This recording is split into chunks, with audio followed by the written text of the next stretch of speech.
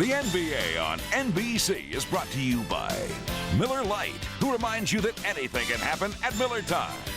By Digital, where you'll find the people and technology you need to win in a networked world.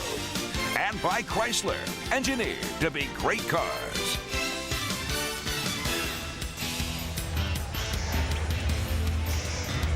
Time for the lineups in Orlando. Here's the PA announcer at the Arena, Paul Porter.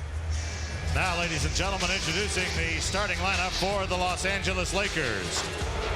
And one forward, 6'10" from Alabama, number 5, Robert Horry.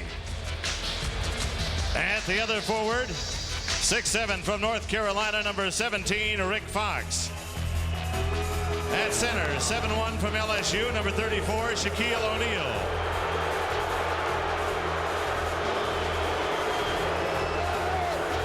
And on guard, 6'1" from Arkansas Little Rock, number 2, Derek Fisher. And at the other guard, 6'6" from Temple, number 6, Eddie Jones. The head coach of the Lakers is Del Harris.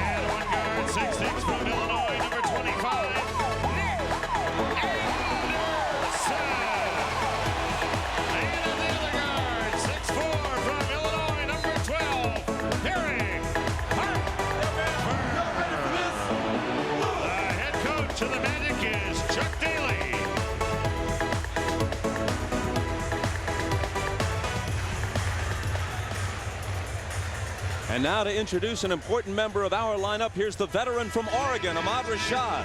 All right, thanks, Bob. I talked to Shaquille O'Neal just before the game about his welcome that he was going to get here today, and he said there's been a lot too much made about his return to Orlando. He said he's a member of the Los Angeles Lakers, and he's trying to win a championship there. As far as the booing goes, as you heard the boos, he said there was only one person in this entire crowd that he was concerned with, and he knew that she wouldn't be booing, and that is his mother, who's here in attendance today. Bob?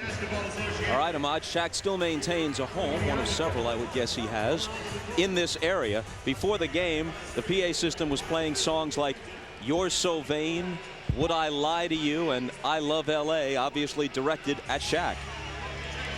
Well, they're emotionally bruised. You know, when Shaq left out of here, there was a lot of hurt feelings. They had a very good thing going. They had a young team, and it was tough to see them break up. And, you know, with Horace, Penny, Nick, and Shaq, they were all very young then. And I think all of them are very emotionally scarred right now. Shaq will be 26 next month. Squares off against 38-year-old Danny Shays in his 17th year in the NBA.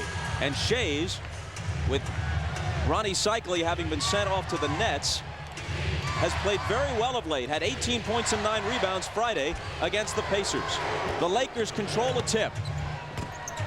Fox with a turnaround, and Rick Fox misses. Horace Grant up on the boards. Derek Fisher, playing in place of the injured Nick Van Exel, guards Harper. Van Exel sent back to LA this morning, his injured knee still bothering him. This is the first game of a 6-game swing through the East for the Lakers. Wild off-balance shot is no good, and back comes LA. Robert Horry into the front court, and Rick Fox with the reverse attempt, and he's fouled. He'll come to the line. Well, on the pass, you see Rick Fox goes in, and he goes to the other side, and Bo Outlaw reaches over to foul him. The thing that you notice right away is that Shaq is guarding Bo Outlaw. So he doesn't have to guard Shays, so Shays don't take him away from the basket, and they can keep Shaq underneath. They have Robert Horry guarding Shays, and Shays probably won't be able to get his shot off over Horry on the outside. Nothing wrong with Eldon Campbell. They'll bring him off the bench. They decide to start Horry instead of Campbell. The 2 free throws by Fox give the Lakers the game's first points. Nearly stolen away, but Outlaw comes up with it. Anderson is open, and it spins out. Shaq with the rebound. 4th in the league in that category, behind Rodman, Jason Williams of the Nets, and Charles Barkley. Fox for 3, and Rick Fox connects.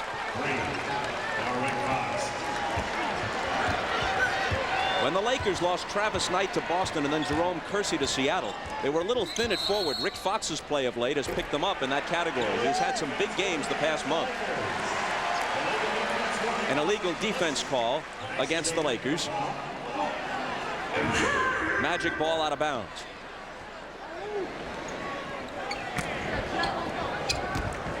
Penny Hardaway is on the active roster, but unable to play. Anderson fouled by Jones, reaching in.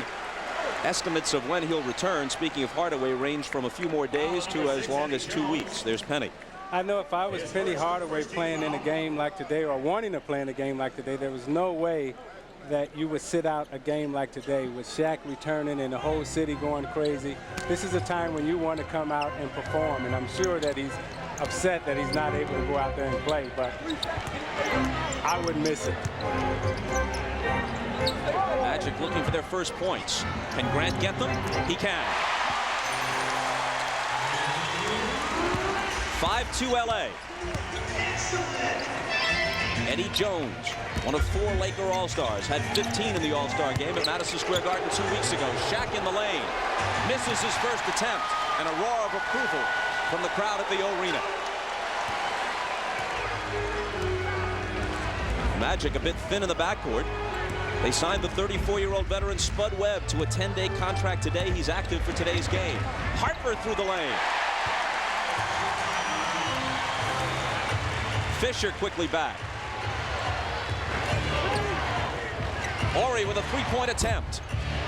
Shays with good position, boxing out Shaq. Well, you see Shays using his body against Shaq. He bumped him off. Now he's boxing him out. Shays is a cagey veteran, knows how to use his body, and knows how to play in the paint. Grant outside to Shays. The 20-footer spins out, but Bo Outlaw's up on the boards.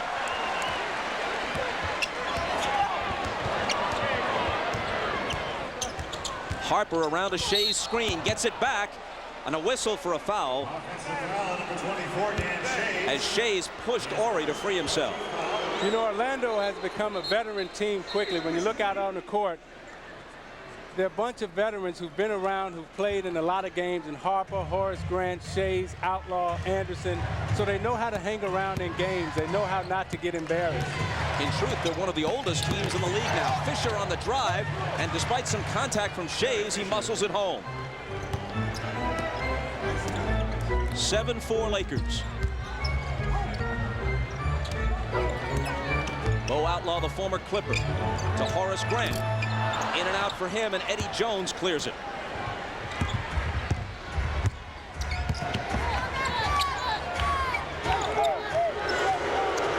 Some boos as Shaq handles the ball. Jones with a 3. Shaq into the lane. He's 0 for 2.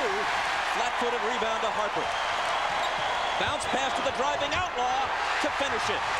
That's what Chuck Daly loves about Outlaw. He loves his energy, the way he runs and streaks the court. Jones banks it in at the other end off the pull-up.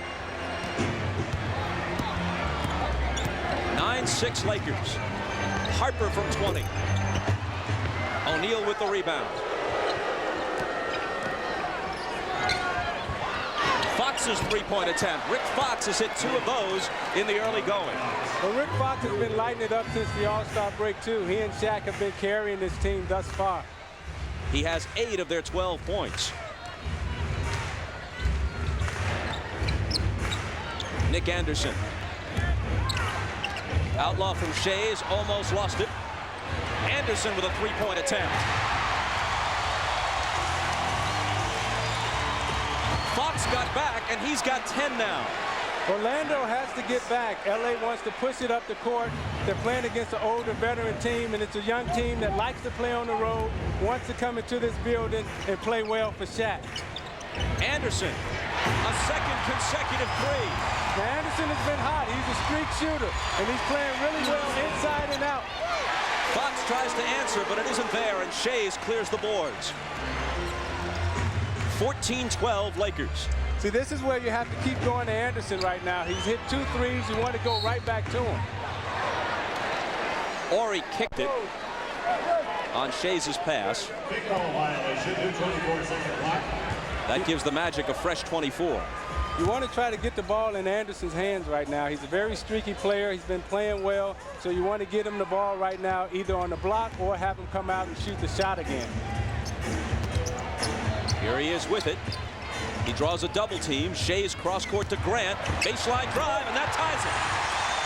That was a nice seal-off by Bo Outlaw that allowed Horace Grant to come in and have an easy lane to dunk.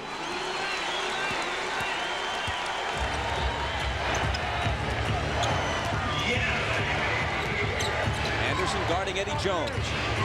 Rick Fox dumps it into Shaq, who just muscles his way past Shays, driving him into the floor, and that's his first basket. The fans thought there might have been a foul called on Shaq. Shays let him get too deep that time, and anytime Shaq is that deep in the lane, there's no stopping him. Ori steals it and saves it. Fox ahead of Fisher. Now Jones. Nice pass from Derek Fisher, but Jones couldn't finish it. Into the lane he goes. Swatted back in his face by Bo Outlaw, always among the league leaders in blocks. Anderson in a crowd, and Jones fouls him from behind. Ori and Jones had him sandwiched, and Anderson will come to the free throw line, but first a timeout. 5:56 to play in the first. The Lakers 16, the Magic 14. A look at Shaq's only hoop so far.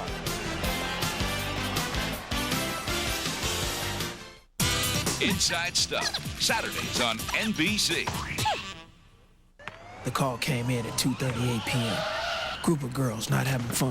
Fun police. First things first, y'all need some fun nicknames. Brittany, the Enforcer Jones. Yeah. Susie, Sweet Music Home. Sweet music. You're gonna try trash talking, okay? Come strong or don't come at all. In your face. In your face! Oh, that's some fine trash. How that feel? Dip on her. Get into Come on, it. girl, bring it on. They may not remember the messenger, but they'll remember the message.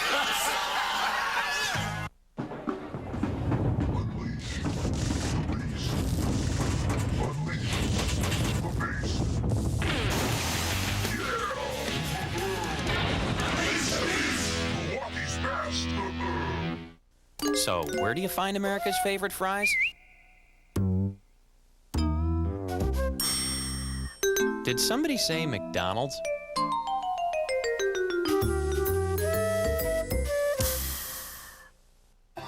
From the family of minivans that have won more total awards than any other, with an available 4th sliding door, standard air conditioning, roomy 7-passenger seating, and easy-out roller seats.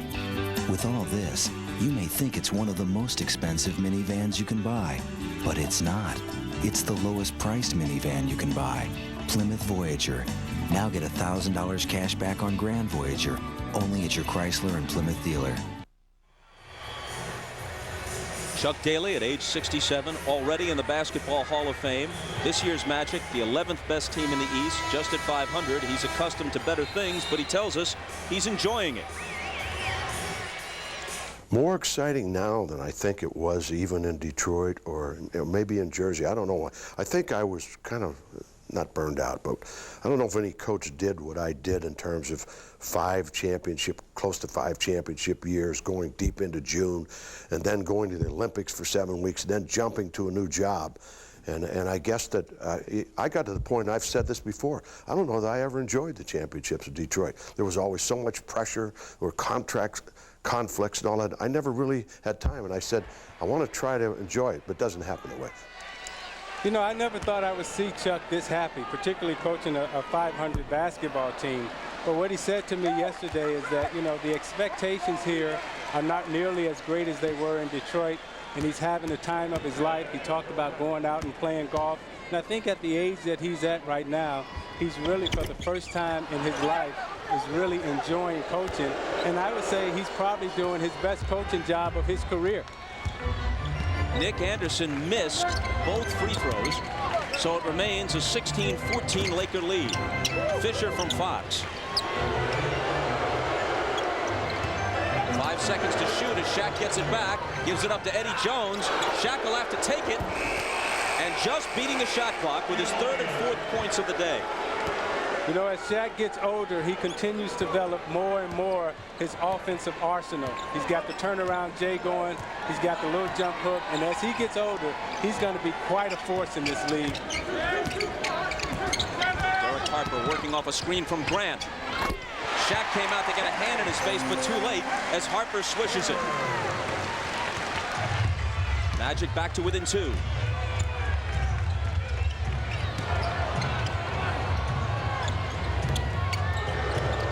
Gets it back on a nice pass from Shaq, and then from Fox, but a 3-second violation.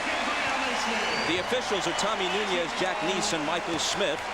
3-second call negates the basket. Well, you got the shot clock running down, but Shaq spins and he turns to the baseline. That's a shot that he didn't have 2 years ago, but he continues to work and he continues to develop. That was the first LA turnover. Outlaw. Shaq dares him to take it. And now a foul call as Outlaw took it into the lane. This is a good move, putting Shaq on Outlaw, because he doesn't have to go away from the basket. He can stay inside and still be a dominant force. And he probably won't get into foul trouble guarding Outlaw, but he has to be conscious of keeping Outlaw off the boards. He just picked up his first as Kobe Bryant, who leads the league in points off the bench, averaging better than 17, checks into the game along with Mario Bennett. Good ball movement by the Magic, but Grant can't connect. You hear the response every time Shaq so much as touches the ball.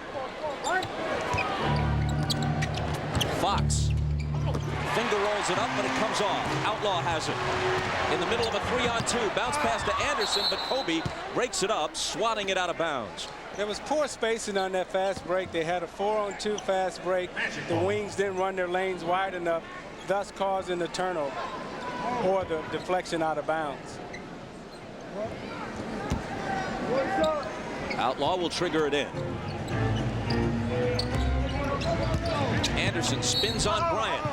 And another foul. Now, a moment ago, he missed 2 in a row. Everybody recalls that 2 years ago, actually we go back 3 years now almost, in the finals against Houston, he missed 4 free throws late in the game. And that, in effect, caused the Magic to lose game 1 of a series they were eventually swept in. Who knows what direction that series might have taken had Nick hit those free throws. After that, he dropped as low as 40% last year from the line. His field goal percentage and free throw percentage were virtually identical at 40%. Now remember, this isn't a 7-foot center. This is a shooting guard hitting 40% from the line. This year, he's hiked it back up a bit, though. Although there were some people who suspected that he stopped driving to the basket, partly because he was so psyched out from the free throw line that he didn't want to draw contact and have to come to the line and embarrass himself. Here's Shaq, guarded by Shays. Fox has had a hot first quarter. Shaq again. Passes out of the double team to Bryant, and Kobe misses his first attempt. Rebound swatted to Harper. You got to love what Shaq is doing. He's taking his time. He's being patient. He's finding the open man. Tied at 18. Orlando has never led. Derek Strong gives them that lead. Xavier. Just checked in and hits his first attempt.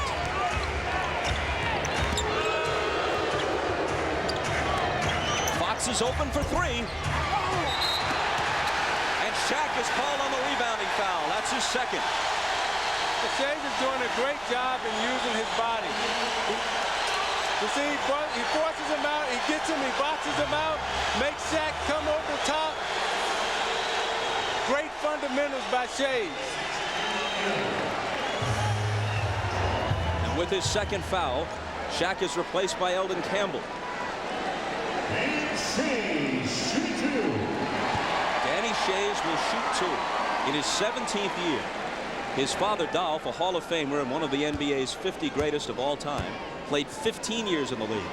So there's been a Shays in the NBA 32 of the 51 years of the league's existence.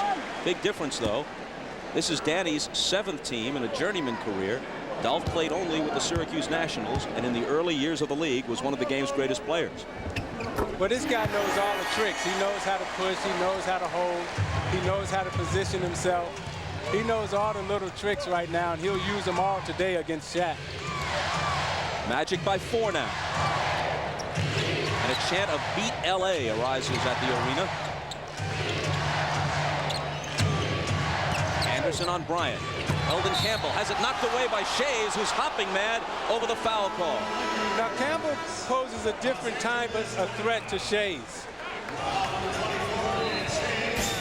Shays picks up his second foul, either talking it over or comparing goggles with Bo Outlaw. We'll be back.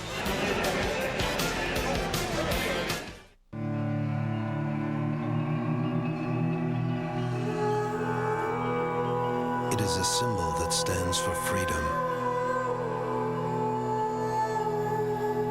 for power, for the spirit of adventure, for discovery, for strength, for passion. It is a symbol grounded in the belief that for ideas to take flight, they must have wings. It is an enduring reminder that while all cars appeal to our practical side, the great ones appeal to our more passionate side. It is the symbol for great cars. Chrysler, engineered to be great cars.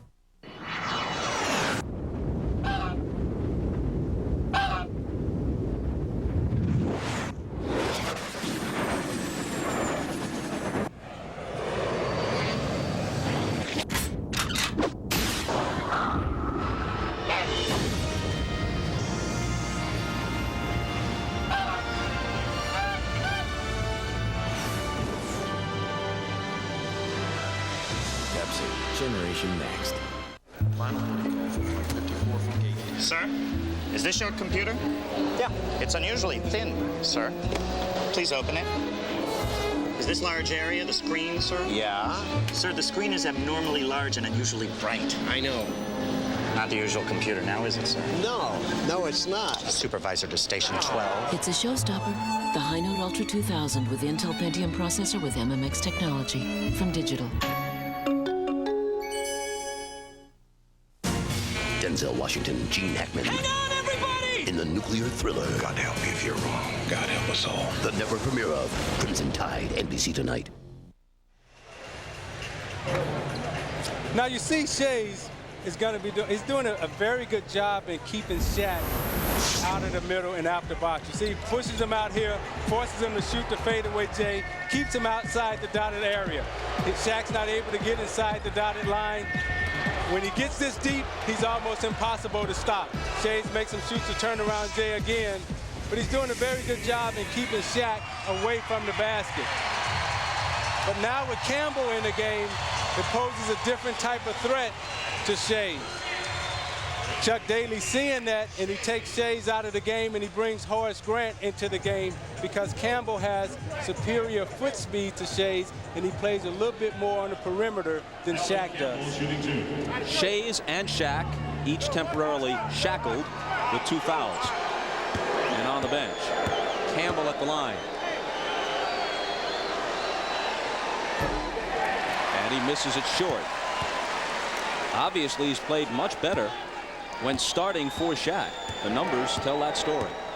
Well, he's a rhythm player, and he likes to get touches. He's a guy that has to have the ball in his hands a number of times before he can get hot and before he can get a rhythm. And with Shaq in the game, he doesn't get that many touches. He makes one of two. Strong is open at the other end. Horace Grant trying to keep it alive, but Kobe outbattles him for the loose ball.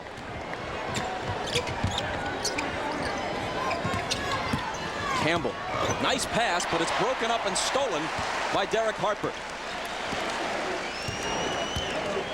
Harper recently passed Zeke on the all-time steals list. You're just nodding ruefully. Well, he's a great defender. You know, that one of the rules that were changed in the NBA. Anderson with the short jumper. The hand-checking rule was changed because Derek Harper, because he would put so much pressure on the guards, and he would control him with his hand strength. Kobe's fadeaway isn't there.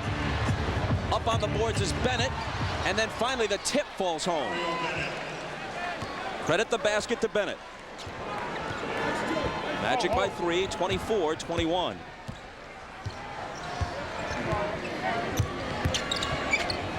Anderson double team, gets it back out to Grant. Now he'll take it to the basket in a crowd, knocked away. Outlaw with it. Outlaw finishes. See, this is where Nick Anderson is so tough. He creates so much traffic inside that when they come to double team, that frees up a Outlaw to go and get the offensive rebound.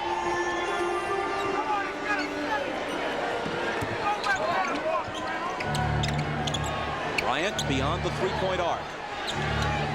Motions Bennett outside, trying to open something up for himself. Slithers through and left hands it home. Nice, nice.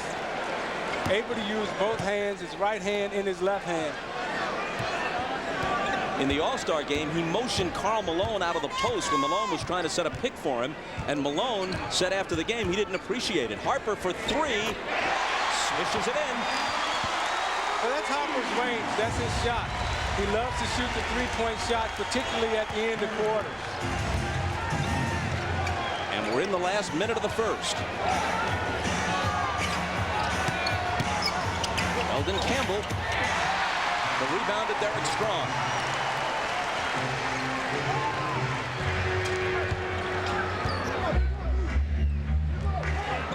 This may be an esoteric category, but I wonder if there have ever been three Dereks on the floor before in an NBA game. Outlaw is fouled. You got Derek Strong, Derek Harper, and Derek Fisher. It's my guess that this is a first, although perhaps not an important one. Well, Nick Anderson had the mismatch underneath. They switched off with Derek Fisher guarding him. And here's the foul coming. But what made that play so successful is that when Nick Anderson had the mismatch on the switch with Fisher, Outlaw reading the defense, his man turned his head, he was able to dive and get to the basket. Outlaw with the awkward free throw shooting style, and that's why he is a low percentage guy from the line.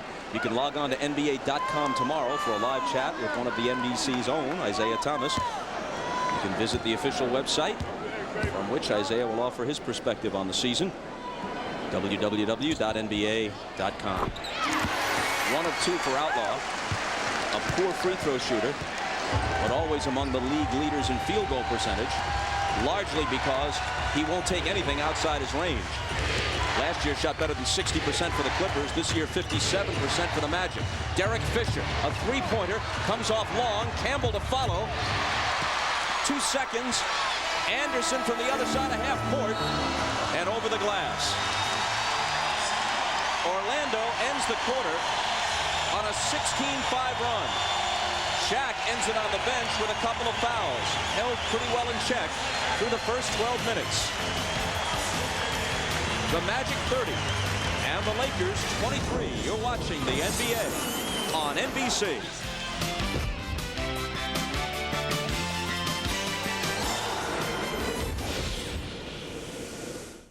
Frank, I'm thinking about moving to another swamp. Oh, really?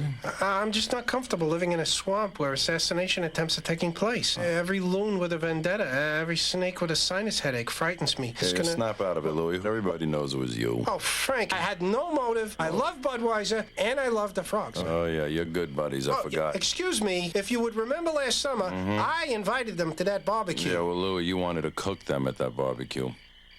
But at least I invited them. Oh. You wouldn't have invited them at all. There's a medical emergency, but no hospital. What do? Build one. Leadership. Learn it now in the Army Reserve. Use it now in your career.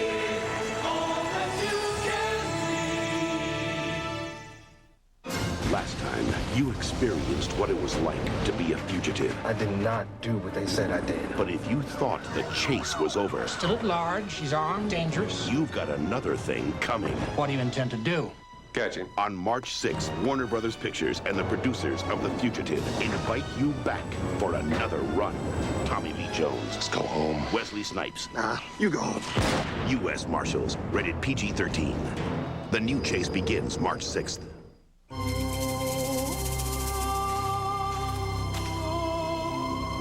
What?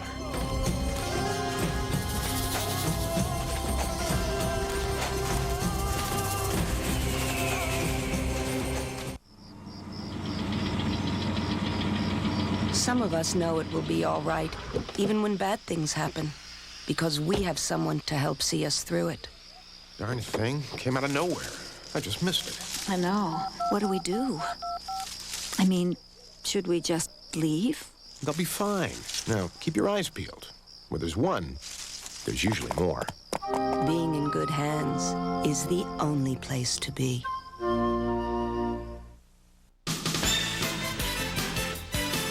You're watching the NBA on NBC.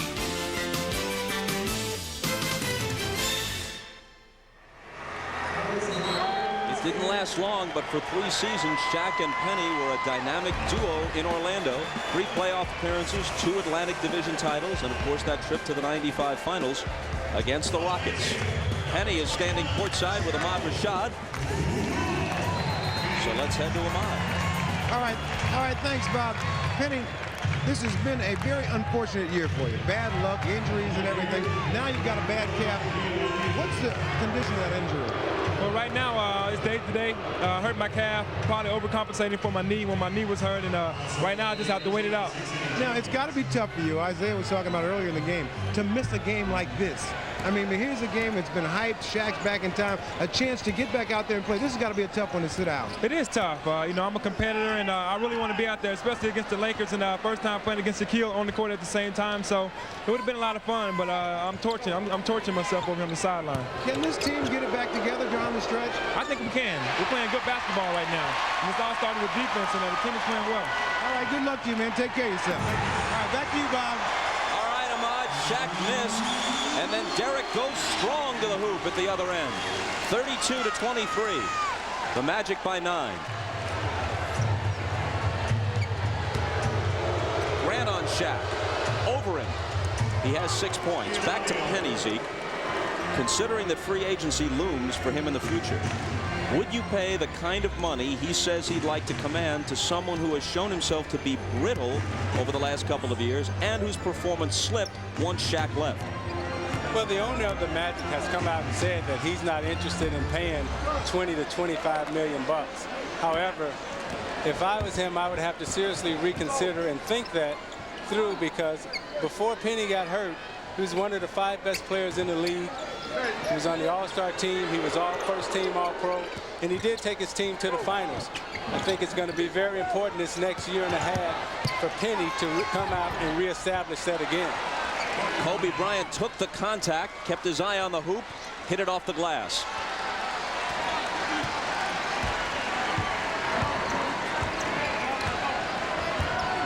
Gerald Wilkins, the veteran. Picked up on a switch by Rick Fox, who knocks it away and steals it, goes to the floor to protect it, and now reaching in is Wilkins to tie him up. See, Orlando doesn't have a point guard right now. They have Gerald Wilkins playing the point guard. He's really not a true point guard. And you see when Rick Fox gets up on him and he puts pressure on him, he's not able to handle that type of pressure. He's not used to playing with his back he's not used to playing that far out on the perimeter. He's used to playing down low with his back to the basket. So every chance that the Lakers get, they should really go out and pressure the Magic guards when Derek Harper's not in the game. The tip controlled by the Magic, and Anderson immediately fires a three that's no good. Bryant calling the play as he lopes into the front court. A whistle away from the ball. And an illegal defense warning against the Magic. A timeout follows it with Orlando up by 5. We'll be back to the arena in a moment. Lakers Knicks, then Jazz Rockets or regional action next Sunday.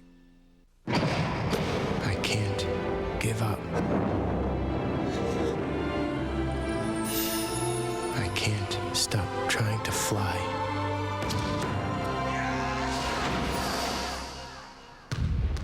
I can't get down. Hello? Not going anywhere for a while? Grab a Snickers, because nothing handles your hunger better. Oh, hey, little man. Think you can run inside and tell somebody to get some... Hey! Hungry? Why wait? The way you walk can cause pain, anywhere from your feet to your lower back. Fortunately, the way Dynastep inserts gently cradle and support your feet provides clinically proven pain relief. Unleash the beast. Unleash the beast.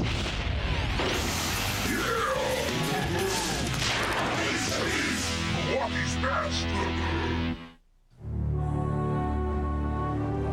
The press praised it. Luxury car companies feared it. The public adored it. Now it's about to happen all over again. Presenting the new Nissan Altima. Enjoy the ride. The NBA on NBC is brought to you by Budweiser. Now is the perfect time to enjoy a fresh, cold Beechwood-aged Budweiser. By Schick, the feel of smart design. And by Nissan, who reminds you that life is a journey. Enjoy the ride.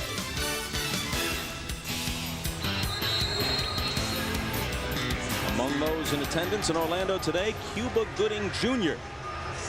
Well, if somebody's going to show Penny Hardaway the money, what his agent is going to have to do is show that the last couple of entries on this line don't matter. The games missed the last couple of seasons.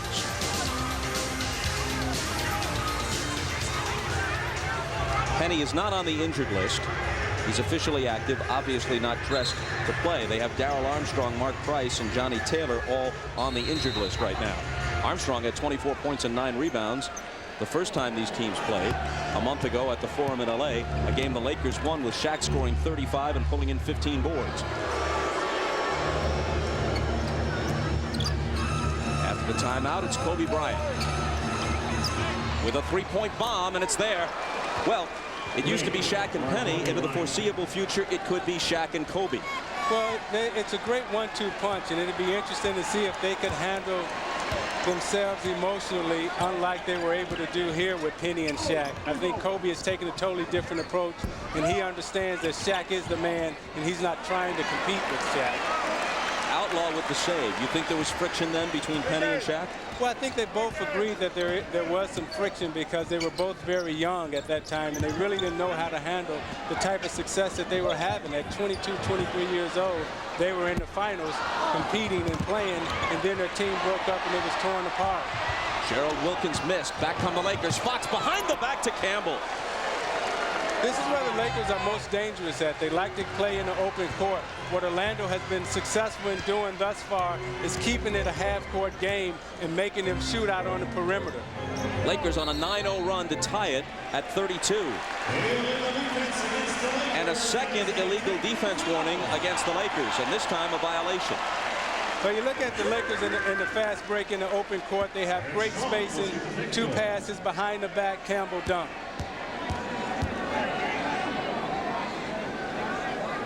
Strong shoots the technical and misses. Magic ball from the side. On the second illegal defense call, of course, shots are taken. The first is just a warning. See what the Magic is trying to do here. They're trying to isolate Anderson inside to create double teams so they can free up shots on the perimeter. Anderson guarded by Jones. O'Neal over on a double team. Horace Grant, and now Outlaw. He's made all three of his field goal attempts, largely because those are the type he usually shoots. Well, that's exactly what they want. They want the double team. They want the swing to the other side, ball reversal. Excellent movement of the ball by the Magic. Back in front by 2.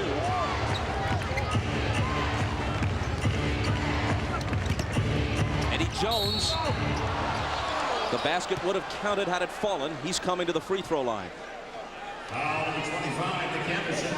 Let's talk about it. You see Nick Anderson is double teamed over in the corner, and you'll see this pass over to Horace Grant. He gives him the fake, and he goes baseline, and Bo Outlaw is there for the dunk. You have 5 people touch the basketball, and that's the type of offense you want to have, where everybody's touching the basketball, everybody gets to feel it, and everybody gets to shoot it. Nick Anderson picked up his first foul. For the Magic, number 12. He goes out, and Derek Harper comes in. Eldon Campbell sits down, and Robert Horry back into the lineup for the Lakers. Jones makes them both to tie it at 34. Now, with Anderson going out of the game, it'll be interesting to see if the Magic right now, Bob, can continue scoring. They don't have a true scorer out on the court, and they're going to have to find a way to manufacture points. Grant with the head fake. Misses the jumper. Strong and Jones battling for the rebound.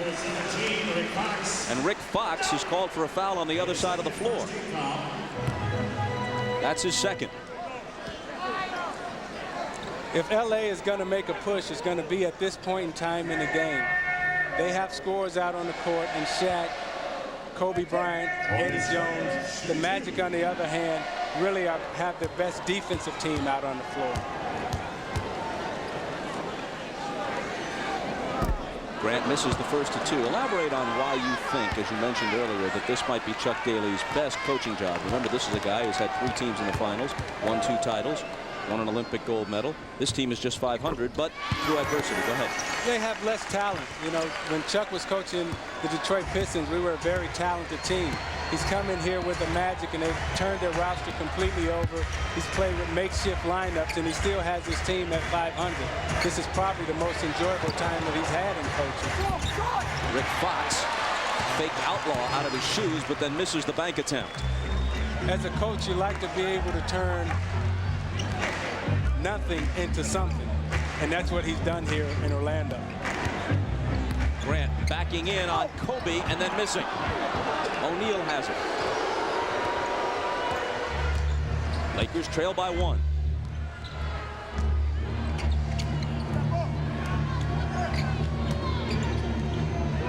Robert Horry's pass into Shaq. Grant trying to contend with him, and then Wilkins comes over on the double team and fouls him. Clock stops with 6:58 to play until halftime. Orlando up by 1. They've got a 3rd and 8 right now from the 29. Shotgun formation. Quarterback got.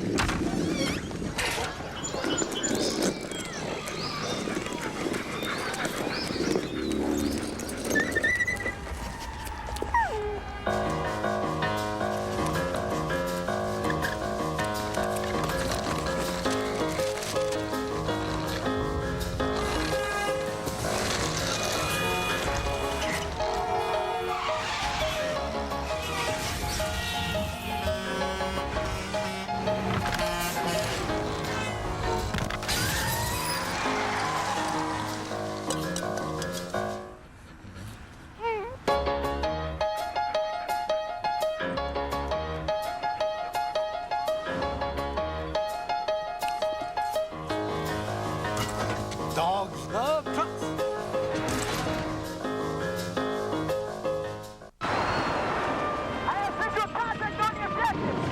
This is for Mr. Blanchard, who told me to make something of myself. For Miss Miller, who never let me settle for a C. my parents, who believe in my dreams. For myself, for my future. Be all that you can be.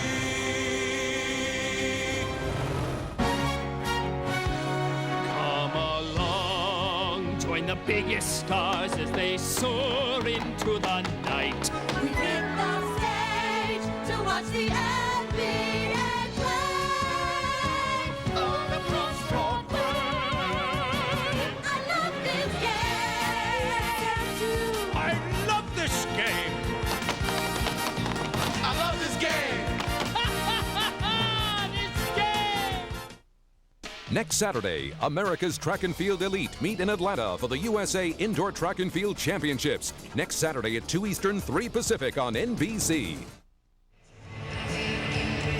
Ahmad Rashad back in Orlando, and this is a celebration of sorts. Shaquille O'Neal is back in town, and he has been celebrating on the court, but another dear friend of mine who's also celebrating is Julius Irving. And Julius, I have this for you. This is in honor of your 3rd anniversary of your 48th birthday. Oh, right. Let me help you out a little bit. I see you don't have any candles on here, but it is the 48th, and it is pretty special because you guys are here, and all my friends at NBC are here. And you know, in my ear, I can hear everybody singing happy birthday to you. Is that what they're saying? Yes, they are singing. I think Shaquille O'Neal's on the foul line, and then let them know what they think. How are you enjoying yourself down there as executive? It's been great, Ahmad. I mean, it really has. It's a class organization. The team, Chuck Daly's doing a great job. I think we're overachieving a little bit right now, and we've made a couple of deals, but we have a solid nucleus to go forward with. Need to tweak it a little bit, add 1 or 2 all-stars, and I think we're going our way. Well, one of the things that's hard to plan for is injuries, and that's what you've been struck with this year. Well, that's an understatement. We've had more injuries than any team in the league, yet we're right at 500, and that's a tribute to Chuck and to the nucleus of this team. I would say that's Horace Grant, Bo Outlaw, Darrell Armstrong, and of course Penny Hardaway. So we're looking forward to him coming back healthy and making us competitive in the stretch run. Okay, I have a knife. I'm gonna throw this back at the Bob, and we can get at this cake. Yeah, this cake looks good. All right. Let's take a run at it. All right, Bob. All right, Ahmad. Thanks, Doc. Ahmad had it wrong, though. It's the 9th anniversary of Doc's 39th birthday. The 3rd illegal defense call of this first half against the Lakers. And once you get past the first one, a technical foul shot is taken. Each time, though, the Magic have failed to convert on that opportunity. First, Derek Strong missed, then Derek Harper just missed the free throw. They do inbound from the side, though, trailing by 1. At the other end, Shaq made both free throws, much to the disappointment of this crowd. And Gerald Wilkins hits the open 20-footer, giving the Magic the lead again, 37-36.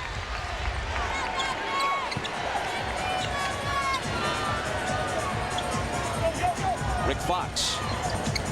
Eddie Jones. Around the perimeter it goes to Bryant. Shaq, baby hook.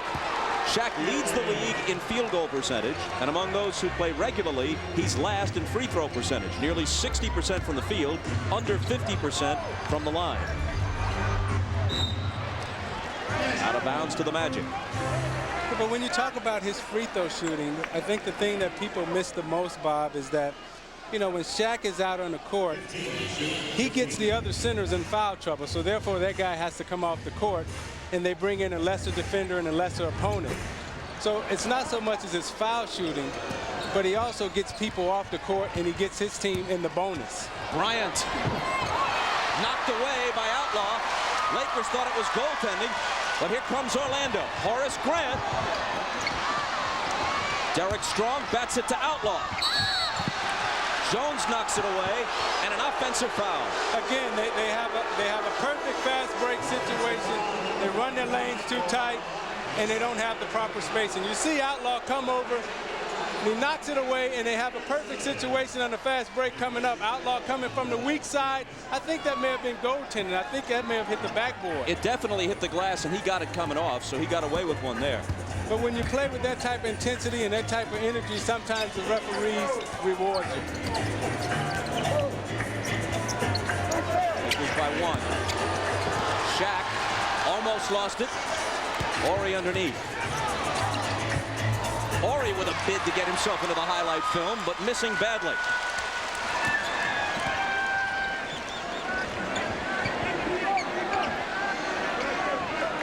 Derek Strong guarded by Rick Fox.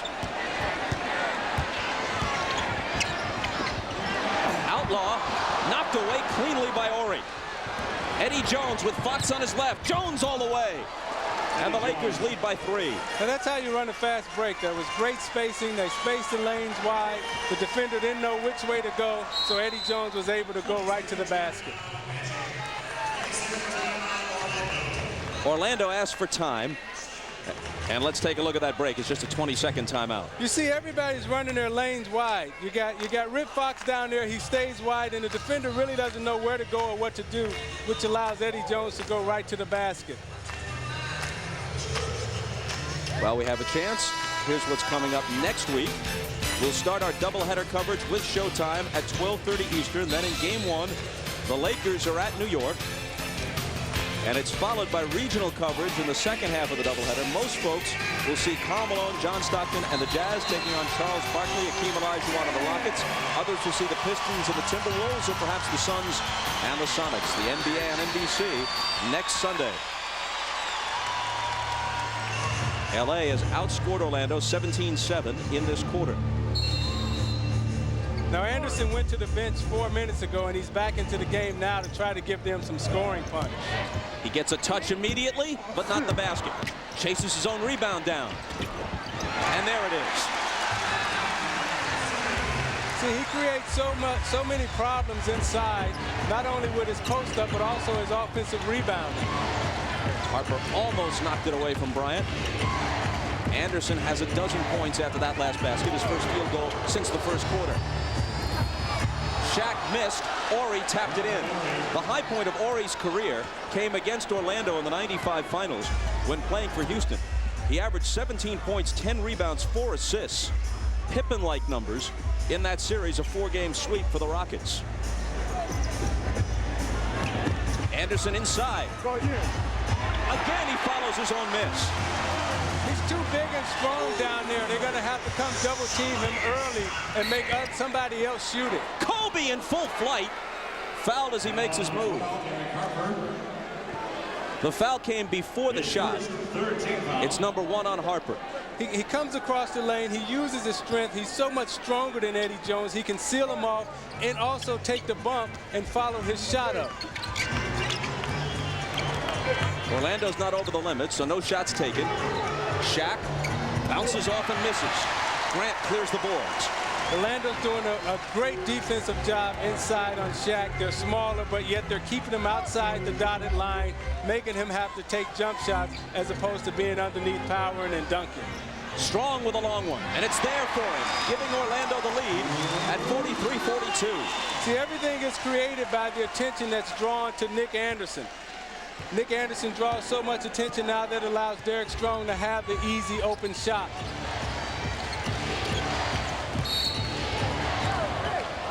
A whistle as Kobe makes a move off the side of the lane. And Horace Grant picks up his first.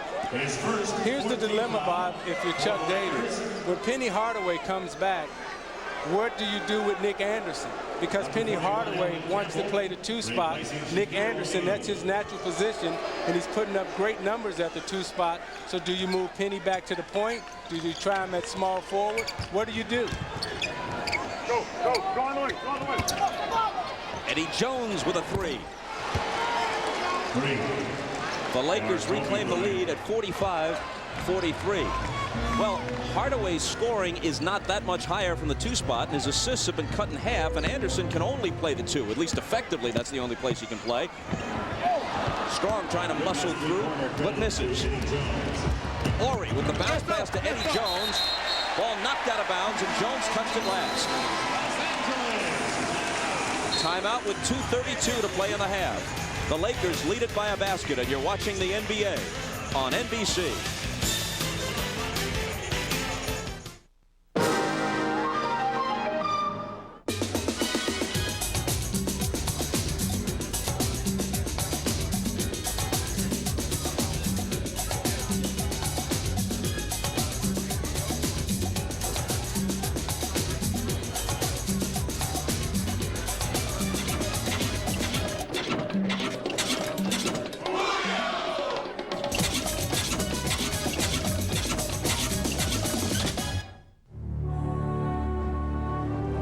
The press praised it.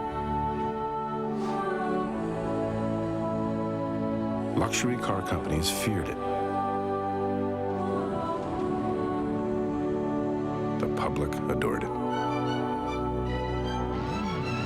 Now it's about to happen all over again. Presenting the new Nissan Altima. Enjoy the ride. This is Unit 21, Hospital-born basketball game in progress. Yo, Unit 10 on the way.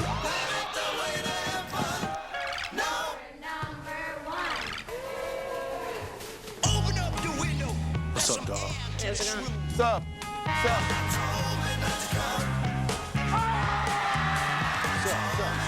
What, you having fun now? The job of the phone police is never done. I'm Hannah Storm in New York. Coming up on the Prudential Halftime Report, we'll hear from Seattle head coach George Karl. His Sonics own the best record in the NBA, but that doesn't mean Karl will be brought back as Seattle's coach next year. The human nature is you want to be wanted. The human nature of a coach is you want to be wanted by people close to you. And my only sadness is there are days in Seattle that I don't feel that. Plenty more of George Karl's conversation with Bob Costas coming up at halftime. Right now, the Lakers lead the Magic by 2 as we return to the O-Arena and Bob, Isaiah, and Ahmad. Thanks, Hannah. And Zeke, as always, she asked George Karl a question. You get the answer. There's no governor on his thoughts. I don't understand. You got a successful coach in Seattle. They got one of the best records in the league. They've been to the finals. You got Phil Jackson in Chicago, who's taken his team to the finals, won championships, and these two guys are having problems. I don't understand it. Shaquille O'Neal, who has scored 10, is on the bench as we move toward 2 minutes to play until halftime. Orlando looking for the tying basket.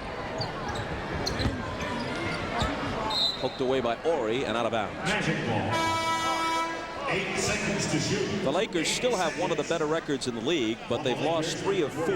They dropped games to Portland, Seattle, and Houston before the schedule makers sent them Denver on Thursday, so they snapped the streak by pounding the Nuggets by 39.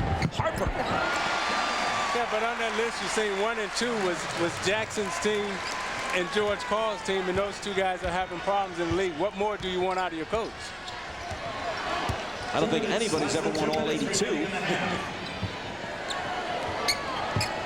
Corey Blunt with his first appearance and his first basket.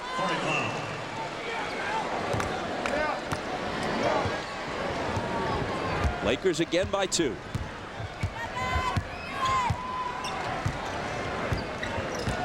Kobe on Harper. Anderson tries to go to the reverse, has it knocked away. If in fact there was ever a time when Anderson was reluctant to take it to the hoop, that time is past. He has been driving to the basket as part of this scoring outburst. 2 28-point games, then 37 against Indiana on Friday, and a good performance in the first half here. He's been doing that. Well, he's not necessarily a driver to the hoop. What he is he's a low post player. And when he's in the low post, he gets into the lane and he's able to create foul shots. But when you got him out on the perimeter just standing around, no, he's not going to be able to get into the lane. Derek Strong missed the shot. The ball never drew iron as it came off the glass, and so a 24-second violation. You know, his game is very similar to Shaq's game. He's a post-up player inside. He creates problems inside. He doesn't necessarily create problems on the perimeter, although he can shoot the perimeter shot. His game is mostly inside, drawing fouls and drawing double teams. Eddie Jones with a 3. Eddie Jones. A dozen now for Eddie.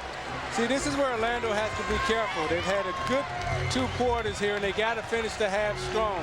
If you don't finish the half strong, you can end up going into the half down 10 before you know it.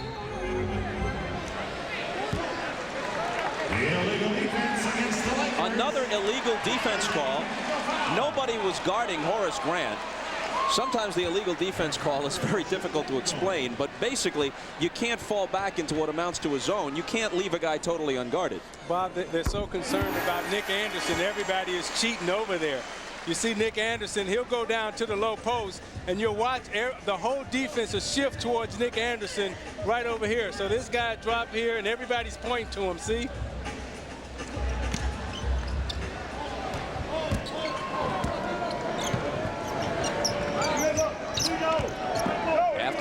throw, the Magic put it back in play.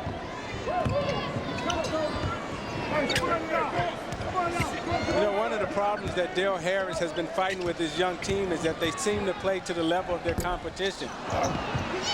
Harper missed, but strong gives them a fresh 24. They get up for the big games. They play well against the big teams, but the teams that they should come in and dominate and beat, sometimes they struggle against. And a foul on Robert Horry. Foul number 5, Robert Horry.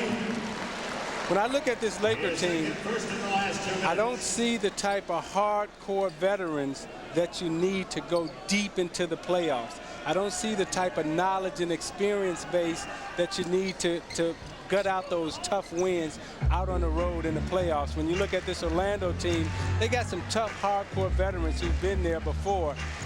LA is a young team, although they're still learning, but to go deep into the playoffs and to win championships, you're going to need some strong minds. Even with 4 All-Stars then, you don't like their chances to be there in June.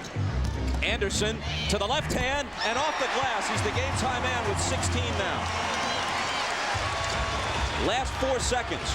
Bryant streaking back the other way with his left hand. He barely missed the rainbow attempt as time expires in the first half. And a good first half.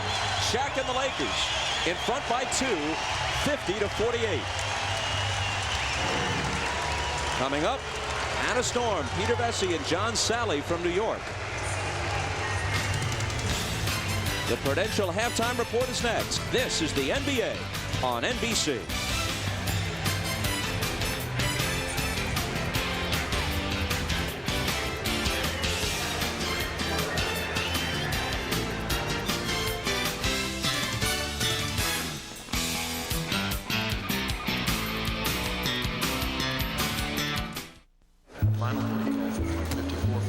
Sir, is this your computer?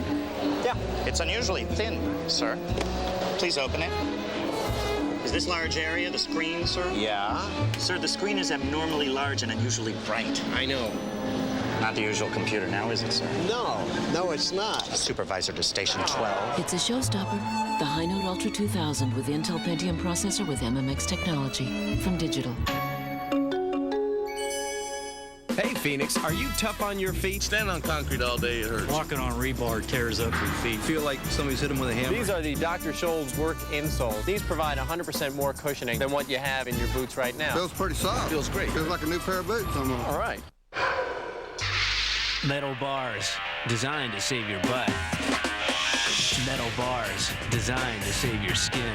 Introducing the revolutionary Shaq Protector, designed with super sharp blades wrapped in ultra-thin safety wires.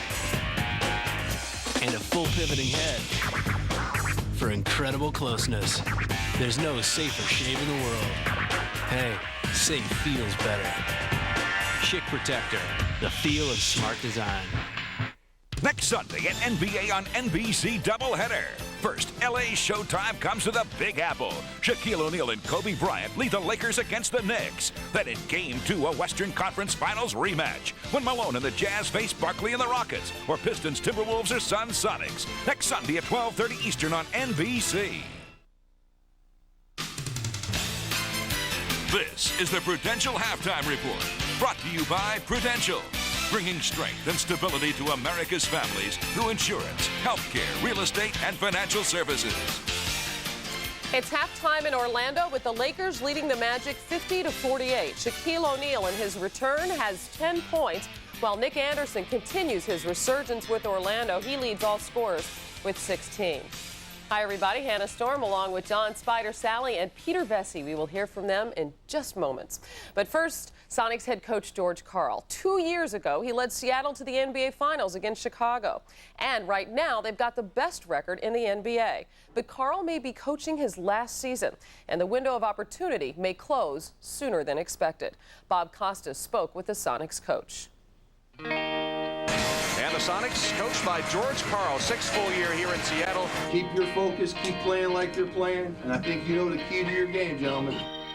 Do you get a sense that, if not now or never, it's got to be sometime in the near future for this Sonic team? I agree with that, and they know that. And they bring that urgency to practice now. Someone said there's almost 10 or 12 guys in that locker room who won't know where they will be July 1. But it's really not that important because I think we all know after 2 years ago when we didn't win it, these opportunities are very precious and they come infrequently in most people's careers. And I think when it comes to April, you're going to see a very serious basketball team. Peyton is the guy that drives the engine. He's the guy that's going to make it happen. What's different about Gary Payton this year as opposed to, let's say, the Gary Payton who was the floor leader of the Sonics 2 years ago in the finals against the Bulls? I think the biggest difference is the mental acceptance that he knows he's a great player. Gary knows he's a star in the NBA, and what he now has to figure out is how to be a champion.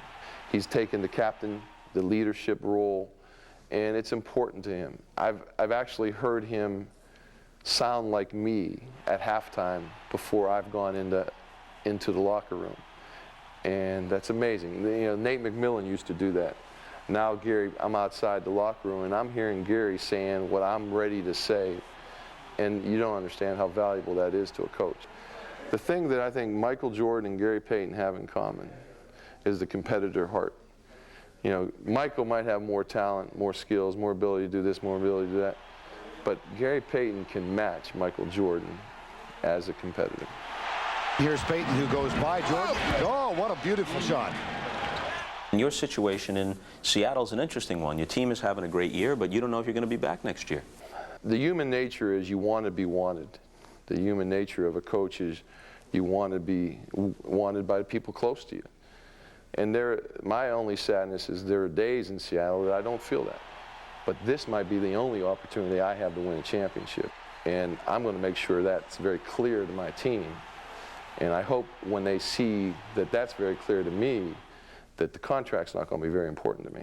Why wouldn't you feel appreciated now in Seattle? What causes that feeling? Paranoia probably of the coaching profession. You know, just not understanding the philosophy of why you put a guy on the last year of his contract in the position of having to win probably to get back, to come back. Having to win means having to win the championship? Some sort of championship, I think. You know, you think if you don't make the finals, even if you were willing to accept a reasonable financial deal, you think they won't offer it? That's my feeling, but I might be wrong. From my perspective and our perspective, we hope it's a sensational year, takes us all the way to the finals, and he has tremendous leverage. And then we'll take care of the business at that time. Very few teams have had the kind of success that you've had. Why would there be any reluctance to extend it? That's kind of what what's funny is that I've actually sat with friends and said, I must be really a bad guy. But I don't know that answer. But meanwhile, you're enjoying this year as much as any you've had as a coach, right? It's the best basketball team to be around that I can remember. Payton off the Baker screen, stops, pivots, picks up the dribble, needs help. Coming to get it, Hawkins with 6, drops it low to Baker with 5. For the game, the shot. He got it with 3 seconds remaining in the game. This team has an emotion to it that is positive, as were maybe in the past, the emotion and passion that came out of Seattle was negative. The passion of this team is together, and there's very little ego to it, and it's a lot of fun to be a part of. As baffling as the situation is with the Chicago Bulls and management standoff with Phil Jackson, who has won 5 titles, the situation here in Seattle is a rung below that. Equally perplexing, you have a coach of the team with the best record in the NBA, and we don't know what's happening in Seattle. For starters, look at last week. We hit the trading deadline. George Karl and everyone else knew that they needed another front court player to try to get back to the finals. They didn't do anything. You know what's going on here, Hannah? It's an uncalled for failure to communicate between Wally Walker and George Karl. The other day, a Sonic beat writer asked Karl, why didn't they get Jason Caffey if he was available? He said, I don't know. He said, well, why didn't you get Terry Cummings? You wanted him. He said, I don't know.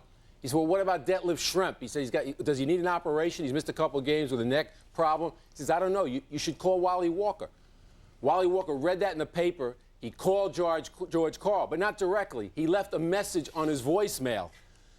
That's how bad it's gotten here. It seems, Hannah, that they're trying to set George up here.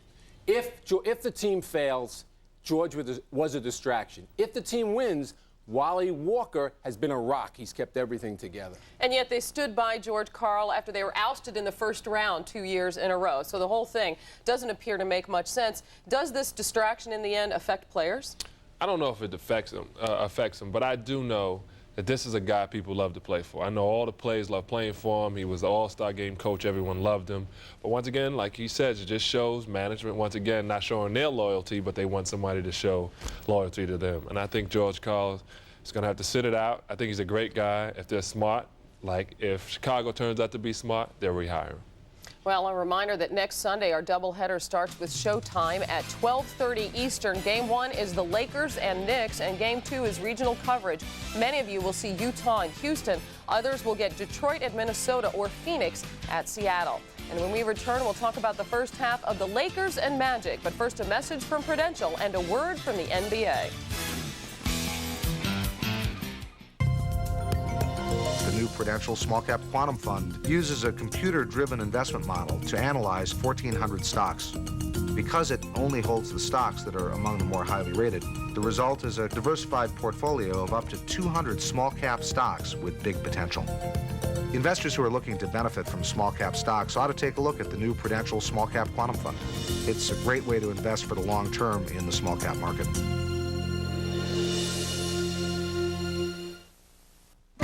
It starts with a whisper. And we're going to cover the whole area Some today. heed the call, but it speaks to all of us.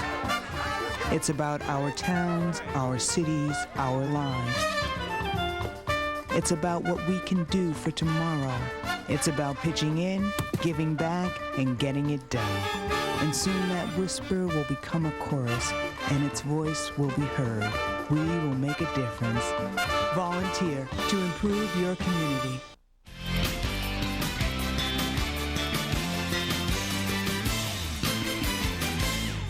There have been important developments today in Iraq. With the latest, we go to NBC News and John Siegenthaler. Well, Hannah, there are some major developments in Baghdad today. Confirmation now that there is a deal between the UN Secretary General Kofi Annan and Saddam Hussein.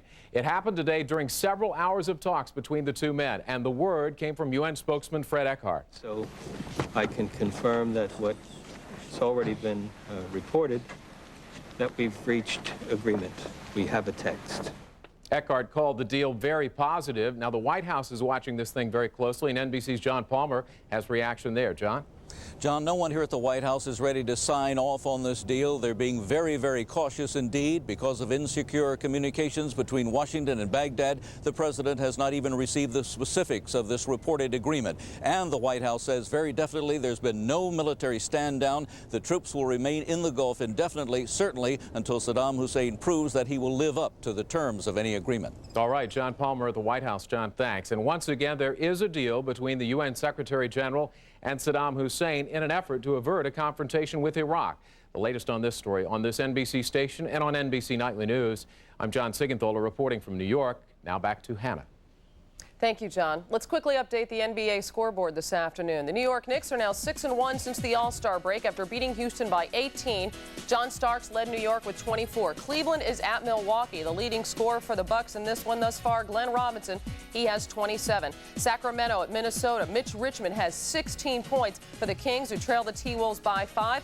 Battle of the Canadian teams, Vancouver at Toronto, and Sharif Abdur-Rahim has 18 points for the Grizzlies.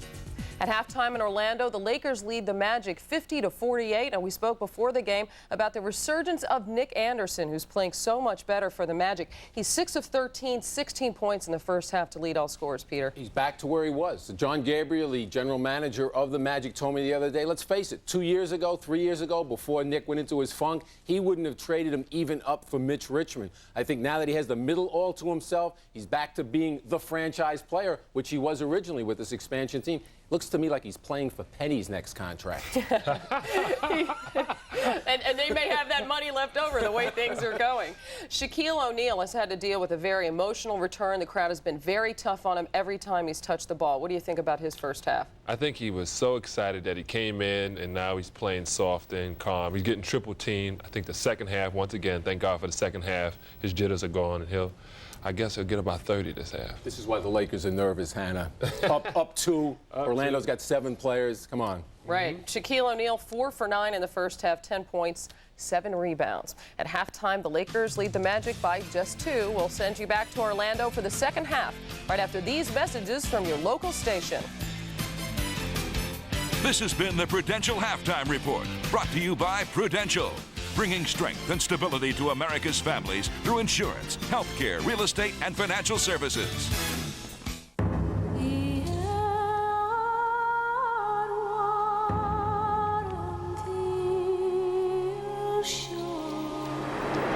For the first time on network television. Are you ready for a war? Winner of 5 Academy Awards, including Best Picture. Fights with passion. We cannot defeat this army. We can't. We will. Mel Gibson. They'll never take our freedom! Braveheart, NBC next Sunday. Parental discretion advised. It's only a little scratch. Here a scratch, there a scratch, everywhere a scratch. And they're all an eyesore. What you need is GS27 Scratch Remover. It's new from Duralube. GS27 gets rid of those surface scratches and paint swirls quickly and easily. Simply rub it into the scratch, then polish to a beautiful finish. The scratch is gone. GS27 is not an abrasive, and it works wonders on any color. Would you do this to a brand new car? Ouch! But GS27 removes that ugly scratch quickly and easily. It'll even remove paint scrapes and unsightly rust. GS27 is only $14.95, but order now and get a second tube for only $5. That's 2 for just $19.95. Order now. Call 1-800-930-1616 or send check or money order for $14.95 for one or $19.95 for two, plus $5.95 shipping to GS27 1000 Apex Street, Department GS, Nashville, Tennessee. You're watching NBC America via satellite. You're watching the NBA on NBC.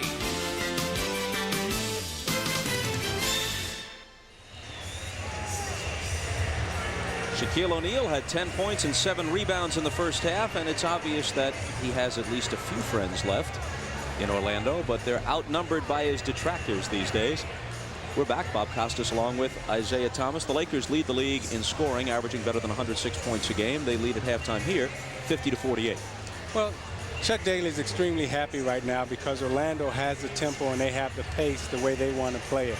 They want to limit the number of their shots. They want to limit the number of their attempts. And they want to keep it a low-scoring game. Chuck has to be ecstatic the way the half is ended for him. Let's take a look at some of the other numbers, the Miller Lite halftime stats. The Lakers hit 5 of 10 on their threes, and that, as much as anything, accounts for their slim lead. But when you look at Shaq's shot chart, you see all his shots are coming inside the paint. But what Chuck Daly is really happy about is the misses, where the shots are being missed from. Orlando has also hit half of their three-point attempts, but they took 6 to the Lakers' 10, making 3 of them. Look at that from the free throw line, only 7 of 13. Otherwise, they'd have the lead. And you look at where Nick Anderson is shooting the ball from. He's kind of spread out all over. Remember, we talked about him being a post-up player and liking to go inside and create havoc, but he can also step outside and shoot the 3. He doesn't necessarily drive from the three-point line, but he can shoot it from there.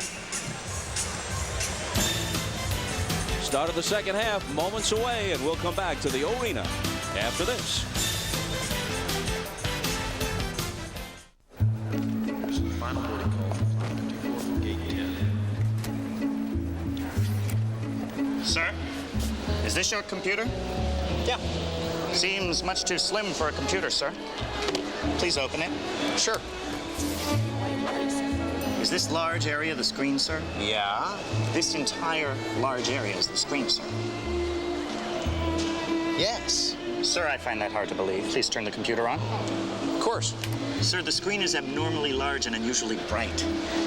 I know.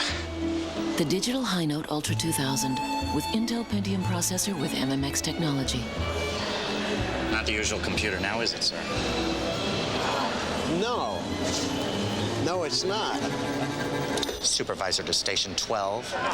It's a showstopper, the high note Ultra 2000 with Intel Pentium processor with MMX technology from Digital.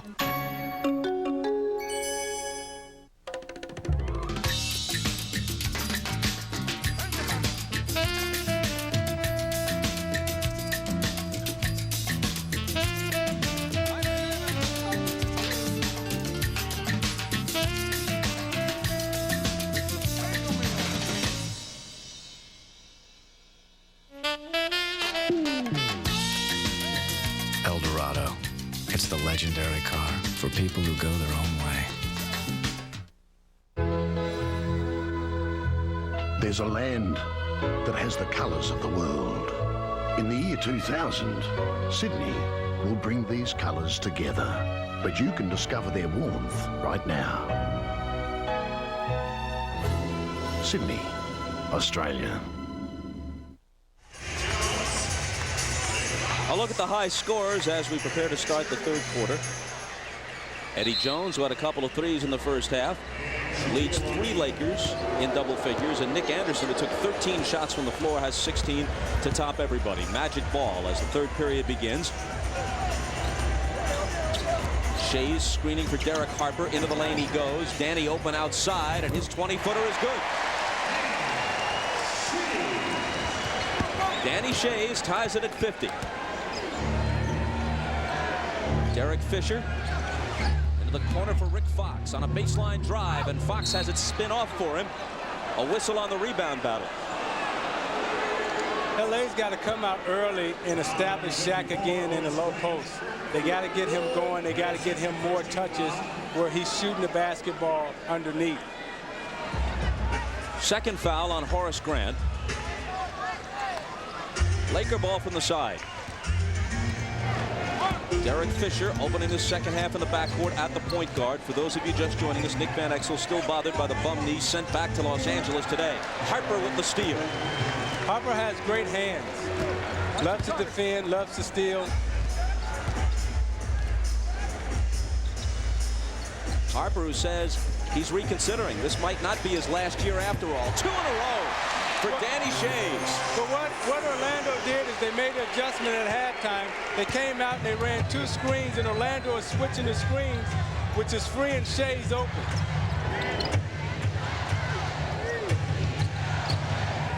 Orlando with the lead. Fisher tries to tie it and does. Derek Fisher. Speaking of Danny Shays, the Magic played recently in Minnesota.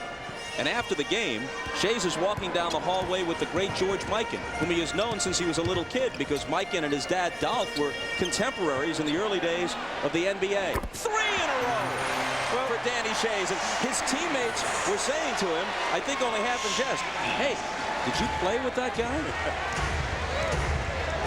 But what Chuck Daly likes to do, whenever he gets a guy who's hot, he'll keep riding him. He'll go to him time and time again.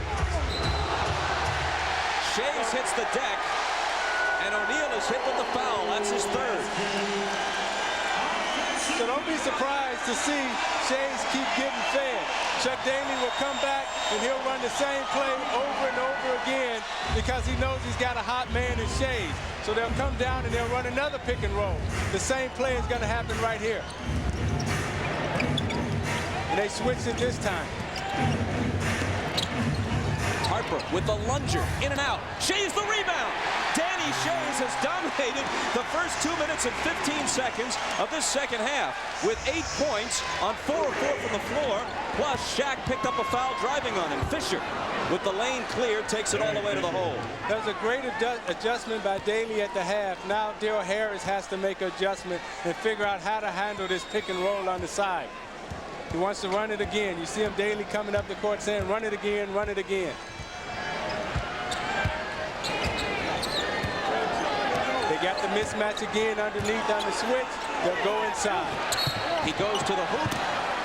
And a foul. And him going to the free throw line is just like him shooting the layup. Still Harris has to figure out a way to counteract this play. You know, when Daly finds something that he likes, he'll milk it and milk it and milk it. He'll come down and he'll run the same play 10, 15 consecutive times until you figure out a way to stop it. The Orlando Magic have won 5 of 6 games started by Danny Shays this year. This is his 7th start. Chuck Daly was joking with us yesterday, saying that both Shays and his wife Wendy, who's a former Olympic diver, have been telling him for weeks, play Danny more, play Danny more. You do better when he's in there. Just check the record. Well, they have won 5 of 6. And in this third quarter, it's been all Danny Shays as he hits both free throws. Well, Woody Hayes had a saying when he was at Ohio State. He said, dumb people get you beat. Shays is a smart player, and you can win with him out on the court. Bo Outlaw up on Rick Fox, who drives past him, and then Outlaw with the block. Here comes Harper. Anderson to Grant. Horry got a piece of it. And now stolen away by Rick Fox. Fox goes all the way to the hoop and then dumps it off to Shaq, trailing the play. Again, the poor spacing on the fast break. Horace Grant hit his hand there. You see him shaking it off. But the poor spacing on the fast break, Orlando can't capitalize because their spacing is so poor on the fast break. Shays into Grant. O'Neal made him change it. Fox has it. Grant poked it away from behind into the hands of Harper. Anderson ahead. Nick Anderson got it, plus the foul. Yeah, the body uses his body, uses his strength. You know, Nick Anderson, he's a fighter. He's a competitor. He'll battle and he won't give up. By the way, I may add, you see Horace Grant tip it from behind, which will start the fast break. Harper will make the lead pass, and watch Nick Anderson use his body to shield off Eddie Jones for the possible three-point play. As he say, yeah, body, that's me. And we underline possible. First time at the line, he missed them both. Second time, he made them both. And this time, it's clean as a whistle to complete the three-point play. Well, let's talk about his free throw shooting and why he's able to shoot free throws better now. He's a rhythm player, Bob, and the more he touches the ball, the better rhythm he'll get and the better feel he has at the free throw line. Anderson has 19. Orlando leads by 5. Timeout Lakers. You're watching the NBA on NBC. Lakers Knicks, then Jazz Rockets or regional action next Sunday.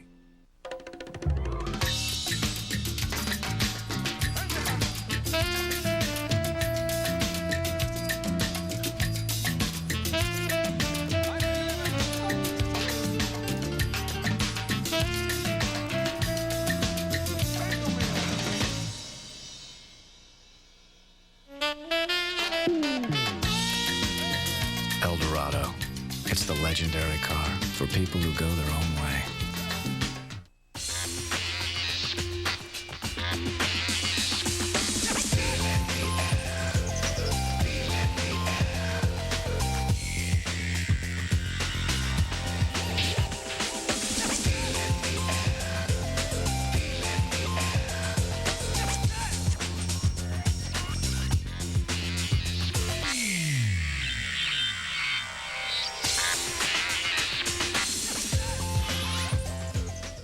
It took Guy Lafleur 3 scoring titles and 176 stitches to get to the Hall of Fame.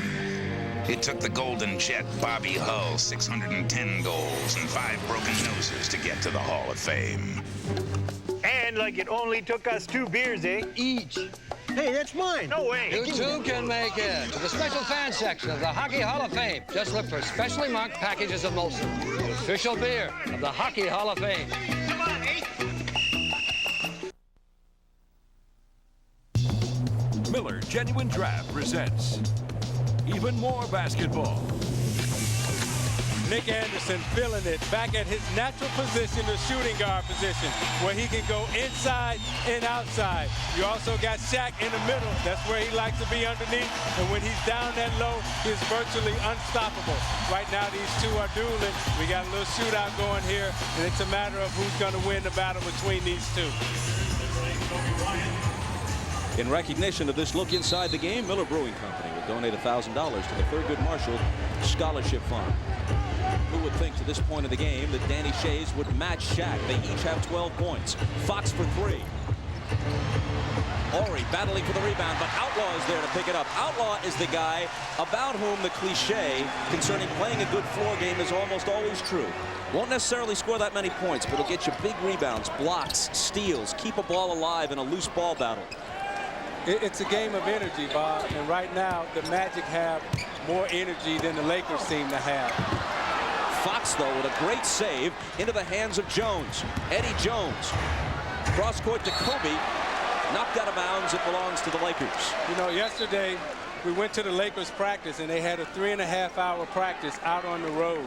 You got the travel, the road schedule. You got the 4 All-Stars who've gone back from New York back to Los Angeles, and they've been doing a lot of work. Orlando, on the other hand, practiced for 40, 45 minutes because Chuck Daly knew he was going to need all the energy from his players today. Fox misses out of the corner. The rebound to Horace Grant. Did the Lakers miss Nick Van Exel today?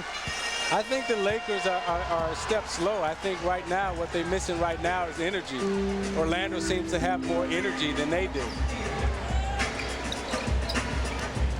Outlaw poked away by Horry.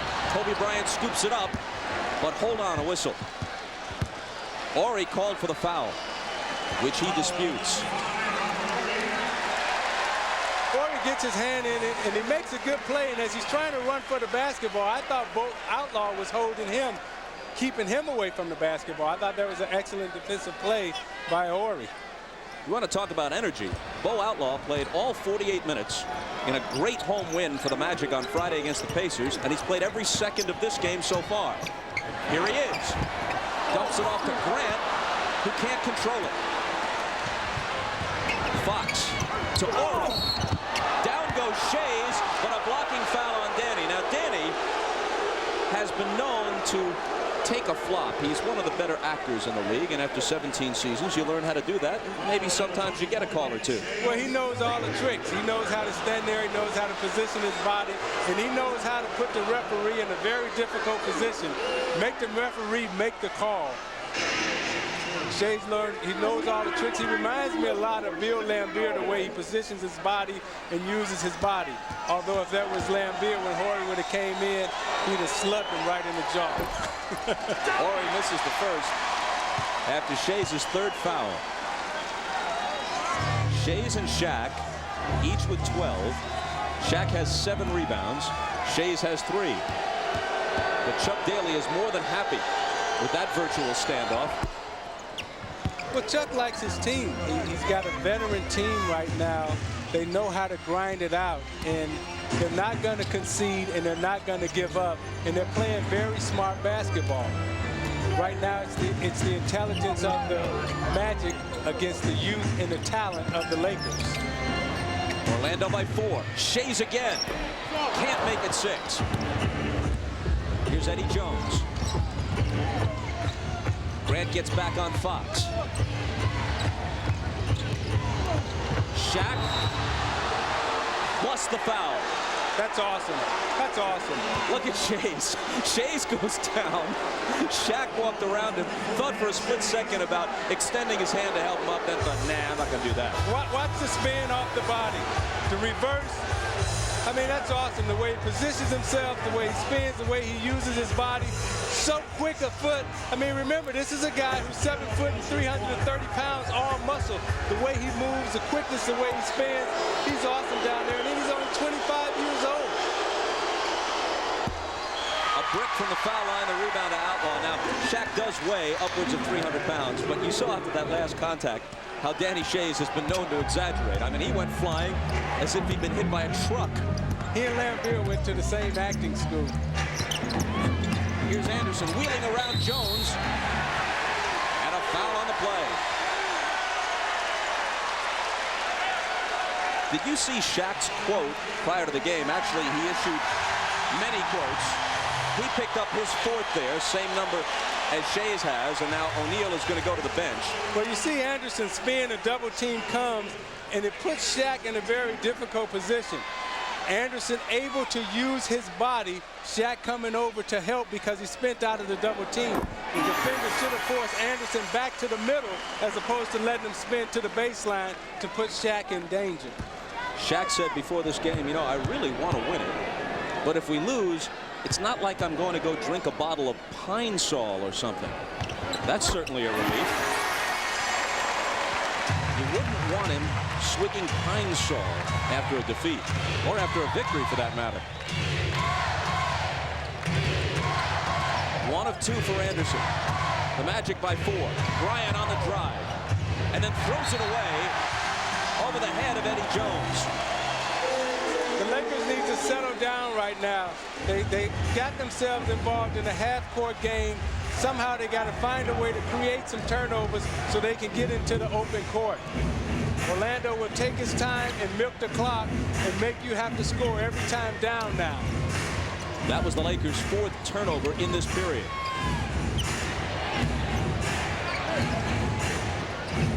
Harper with a long 3. He was about 5 feet behind the arc. Harper is a great long-range shooter. Not a good 15, 20-foot shooter, but when you get him away in the distance, he's a great long-range shooter. And Orlando is getting ready to put a spurt on here. Off the Campbell miss, they have it back. They started the 3rd quarter down by 2. They lead now by 7. See, they're double teaming Nick Anderson everywhere he touches it, out on the perimeter, even in the post, and that's creating mismatches for everyone now. But he has room for a 3, which he misses long. Outlaw, though, is there, as he so often is. See, when you double team and you have to go and find players, that leaves the offensive rebounding open for the Orlando Magic. The Lakers have to find a way. Harper again. Harper's a streaky guy. Now you got 2 guys on fire, and Harper and Anderson. LA has to find a way to get inside, slow it down. They got to walk to the free throw line right now. You know, you got Harper, who's hot, hit the 3-point shot. You see he's all juiced up. You see they come on the double team that frees Harper for the long 3. And before he lets it go, you can see him running back with his hand up. He's happy now. He's the veteran. He knows now he's got his rhythm going. So now he shoots it. He's staying with it. I'm looking at it. I'm feeling it. Yes. Let's go, Magic. 16 for Harper. Now, when you're that hot, Bob, you see the bench gets involved. Everybody's smiling. Everybody's happy. You feed off of that energy. It becomes that type of intensity in the arena. Now you got the fans hollering, beat LA, beat LA, and everybody's juiced right now. Can the Magic sustain it, though? Can they sustain this type of energy, this type of flow? Obviously, a lot of this has to do with personnel. They don't have Shaq anymore, and Penny's been hurt a lot the last couple of seasons. And they take it away. So we'll return to that point in a moment. See, this is where LA lacks a leader. They need a leader. Shaq is a leader inside, but they need a floor leader. Right now, they have Kobe Bryant out there outside. They have Eddie Jones outside, but they don't really have anybody to take command of their offense and take command of their defense and be the leader out on the floor. A foul away from the ball. It's Kobe's 2nd. The Magic lead by 10. That's the game's biggest lead. They've outscored the Lakers 21-9 in this quarter. There was a time when Orlando had one of the great home floor advantages in the league. They had a stretch where they won 40 straight home games and lost only 2 and 4 home games in the last 2 seasons Shaq was here. But this year, they're a 500 team overall and just 1 over 500 at 13-12 on their home floor. That has more to do with personnel than anything else. But still, when your team isn't quite as overpowering, then the fans have less reason to get excited, and the home court advantage itself diminishes.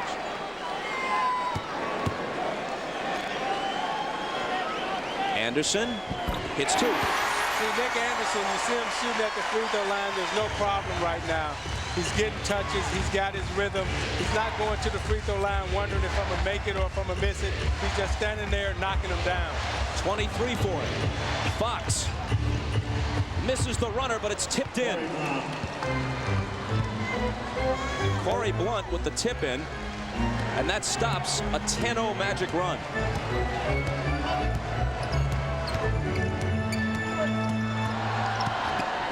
Grant guarded by Bryant. Draws a double team out to Harper. Fox comes out on him. Again. Not this time. Tapped wildly up in the air and almost dropped home. Grant keeps it alive. Gets it back from Harper. And now Anderson. Jones is all over him.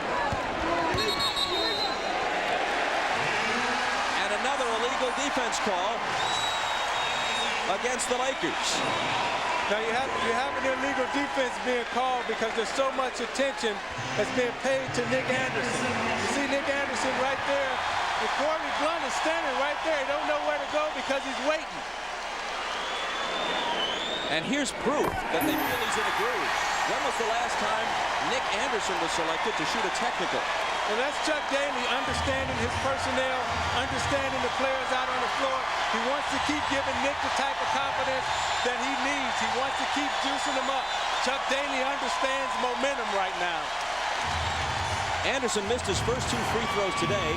Since then, has hit 8 in a row. Now from the corner, out of play, and it will belong to the Lakers. But that's all right. They want to keep it in his hands because he's a guy who's capable of scoring 40 points when he's in this type of mode. The Magic by 11. Just over 3 minutes to play in the third. A third Orlando has dominated.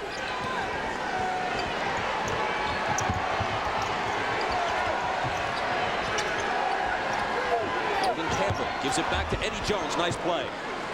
That's a nice cut by Eddie Jones. Read the defense, cut baseline. Good feed by Eldon Campbell. You got to walk the game back down right now. You got to slow it down and take the fans out of it. You got to get a defensive stop right here if you're LA. 14 for Eddie Jones. Derek Strong. Around Bryant into a crowd. Here's Horace Grant. Beats the shot clock. In and out. Loose ball. Outlaws there for the loose ball. And how many times a game do you say that? Yeah. See, for whatever reason, LA is switching all pick and rolls, which is creating mismatches on the inside. Timeout with 2:22 to play in the quarter. You're watching the NBA on NBC. As the pilot flies through the night sky, the helmsman steers a course that is true. The landing signal officer checks the approach. The weather crew keeps an eye on the storm. The air traffic controller directs every move. The air boss orders a clear deck. The captain gives the final word. And the plane safely lands on board USS Enterprise. In the Navy, no journey is ever made alone. Call 1-800-USA-NAVY. Let the journey begin. For sportscaster Max Abbott, hello, marriage is a whole new ball game. This is the last woman you're ever going to sleep with. This is a nightmare. You're getting married. Kissing a fool. I give it a month. Rated R. Starts Friday. Car and Driver ranked the Intrigue #1 over Camry LE V6 and Taurus LX. And Automobile Magazine calls it an E-Class Mercedes you can buy for under $21,500. Only when you test drive the Intrigue will all its secrets be revealed. Intrigue by Oldsmobile, a sophisticated twist on a sports sedan. Now receive 1.9% APR financing on the Intrigue and the entire line of Oldsmobiles. I could never make decisions, and now I'm in a bind. A snack of fries, shakes, or pies. I can't make up my mind. Did somebody say McDonald's? Good day and welcome to my brother's recurring dream, eh? Every night he drags me along. Bob, look! Beervana! It's always the same routine. Hey, big guy, what's it take to get a beer around here, eh? Same lies. I didn't do it. He did it.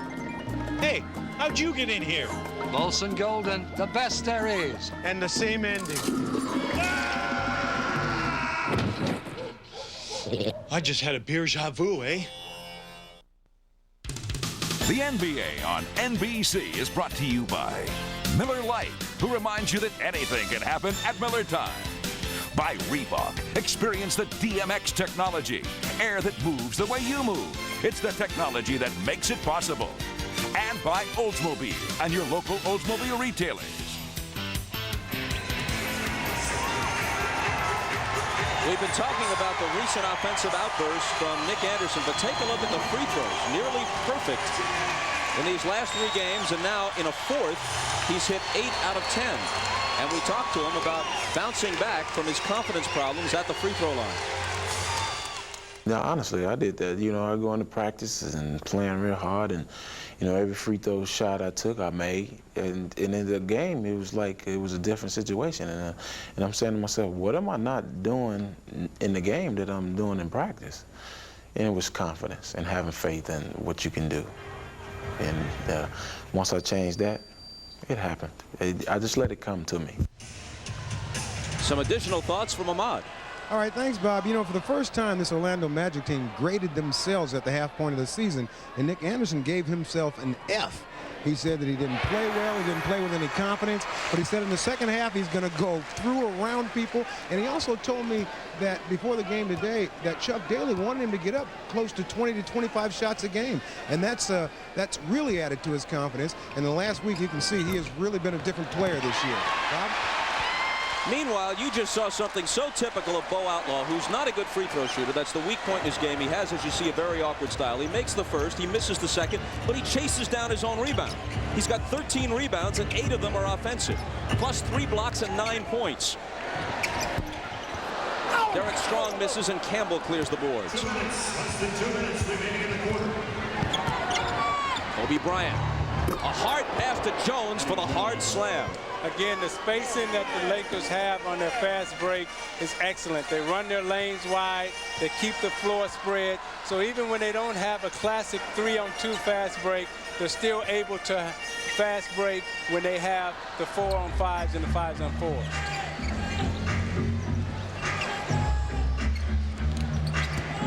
Outlaw finds Strong. Baseline jumper is good. Up by 10 again. 75-65. Bryant with that little hop step and a foul.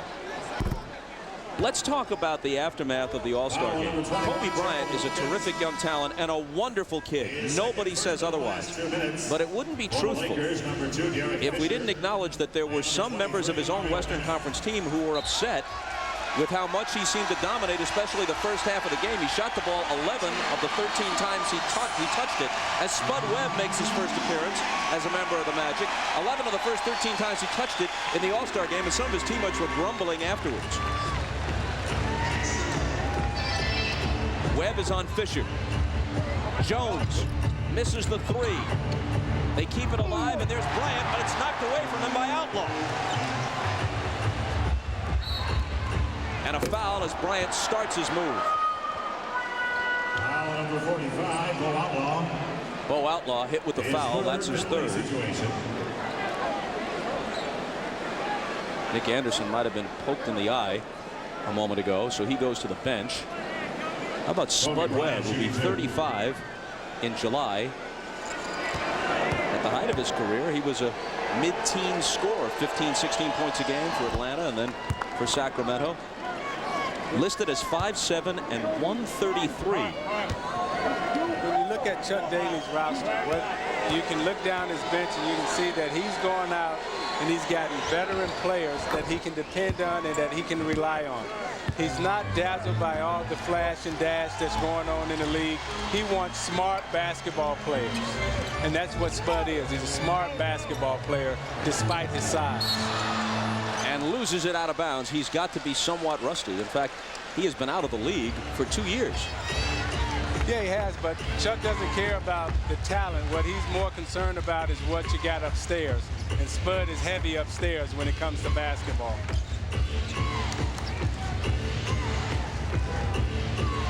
Mario Bennett hasn't seen much action today. Tommy Nunez, Jack Neese, and Michael Smith doing a lot of whistle tooting today. His first penalty situation. Spud will only raise that average age as he approaches his 35th birthday. Orlando has gone from a young team to one of the most veteran-laden teams in the league. Yeah, they got Spud so that he can push it up the floor. You got 39 seconds left here at the end of the quarter. Now, what Chuck likes to do, he likes to go for the 2-for-1 situation. So they like to push it up and try to get up a shot within 36 or 30 seconds. They want Spud to try to get into the lane or hit somebody coming off the screen and get up a quick shot so they'll have another opportunity coming back. Long stretches on the bench here for both Shaq and Danny Shays, each with 4 fouls. Campbell misses them both, but he gets it back. Loose ball to the floor, Spud reaching in, and he's hit with a foul.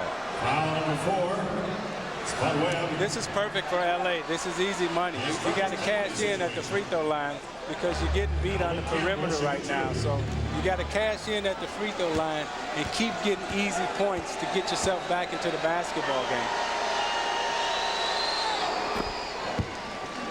This time Campbell is true from the line. The Heat and the Jazz on TNT, 8 Eastern Time, Tuesday. Campbell hits them both this time. Half a minute or so to play. Orlando by 6. Thrown right into the hands of Derek Fisher. 3-on-2 break. Here's Jones, knocked away. Derek Strong with Campbell back. Wilkins trailing the play. They strip him of the ball. And now the Lakers will ease it into the front court.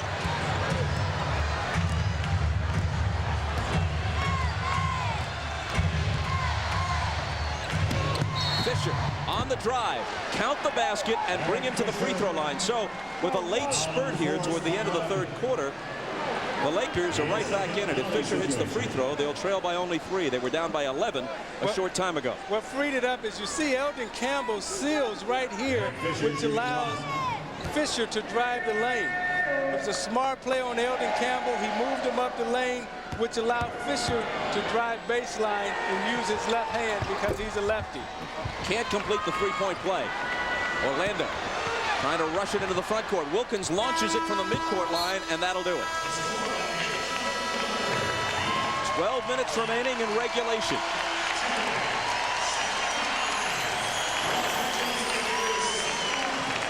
And we'll be right back after these words from your local station, with the Magic leading it 75-71. You're watching the NBA on NBC.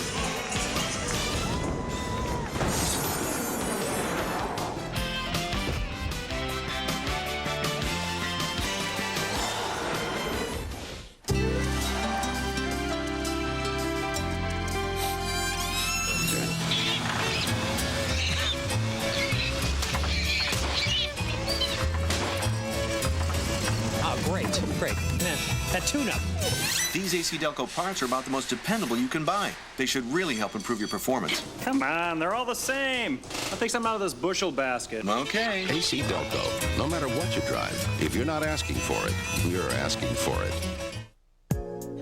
Hey, Mom. Every time I step on the court, I think of 2 great lessons that you taught me. Oh, you mean never dribble with your head down and always look to pass first? No. You taught me the importance of sportsmanship. That's true. I've always said it's better to be a good sport than to be good at sports. What was the other lesson? Mom always knows best. That was the first lesson your father learned.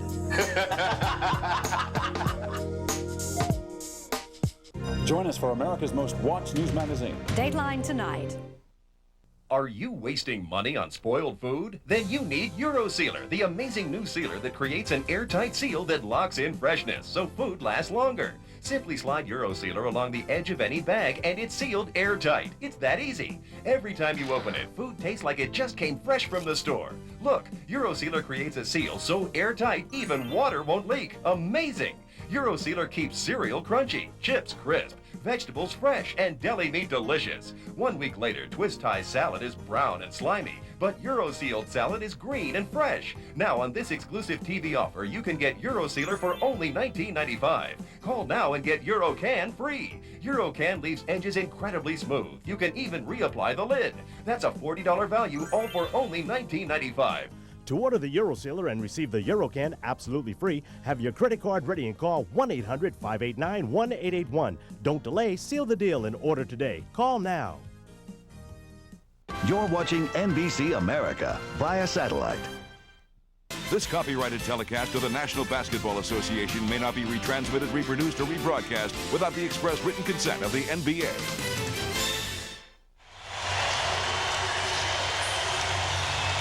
Start of the fourth quarter at the Arena, with Orlando in front by 4. A moment ago, I said their biggest lead was 11. Actually, it was 12. So the Lakers maneuvered themselves back into a reasonable position as the third quarter ended. Danny Shea's back in with 4 fouls. Shaq hasn't gotten up yet. And the 5 on the floor for the Lakers do not include O'Neal as the fourth period begins. Fisher and Jones in the backcourt. Campbell, Bryant, and Bennett up front.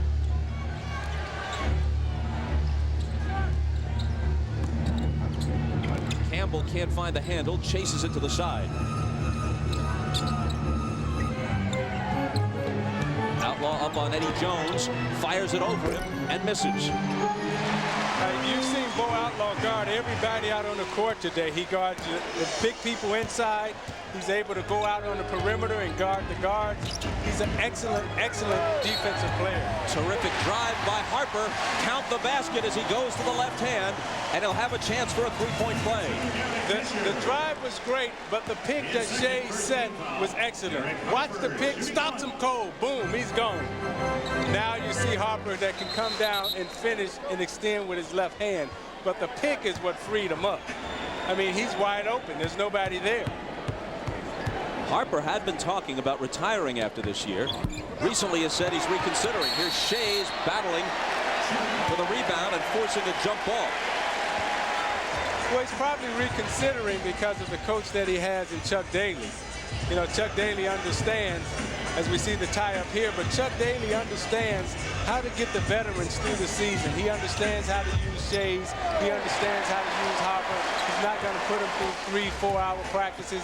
He's going to let him rest because he knows that the most important thing is the 48 minutes that they come with at game time. Shea's wins the jump ball with Bennett. And then Bennett is hit with a foul as they put it back in play. Foul number 23. Shea's is running circles around Bennett right now. You would think that Bennett would understand and how to move, but Shea's right now is giving them every kind of fake, and Bennett is going for every single one of them.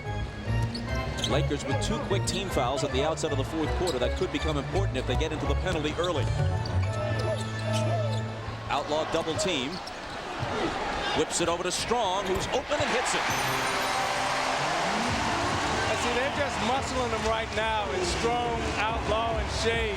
They're just muscling the Laker players right now. They got a little bit more. They got to get a little bit more physical.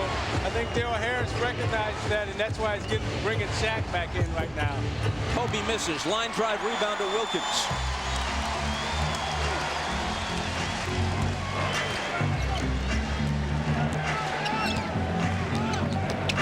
Harper around Fisher. Again, the crushing pick. Now Shea is left alone. He'll shoot it, and it comes up short. But Harper is there. Man, oh man, a huge percentage of the loose balls have belonged to Orlando. Hey, Shea just laid Fisher out on the floor with a crushing pick. Hey, he's just muscling those guys inside. He's pushing Bennett under the basket right now. And it's there for Derek Strong. And look at his reaction. He can't contain himself. And the Lakers trying to figure out something to contain the Magic. Ask for time. They've upped it to double figures again, in front by 10. This is the NBA on NBC. Go to the net, NBA.com. Gordon is way behind. Stick a fork in Jeff. He's done. What is he thinking? Holy baloo! That's gotta hurt. What could possess a man to drive like that? Oh. Gotcha. He's making his move backward. Gordon wins. We gotta get him a cup holder. Pepsi, Generation Next. Introducing a whole new look for Pepsi. All new look, same great taste. Pepsi, Generation Next.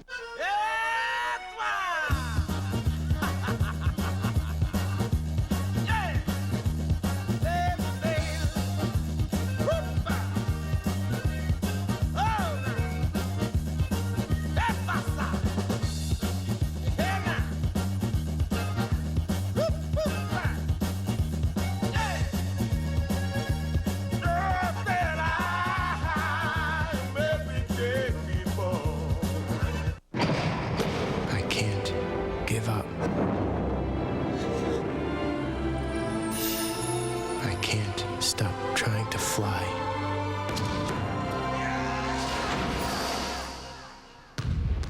I can't get down. Hello? Not going anywhere for a while? Grab a Snickers, because nothing handles your hunger better. Oh, hey, little man. Think you can run inside and tell somebody to get some... Hey! Hungry? Why wait?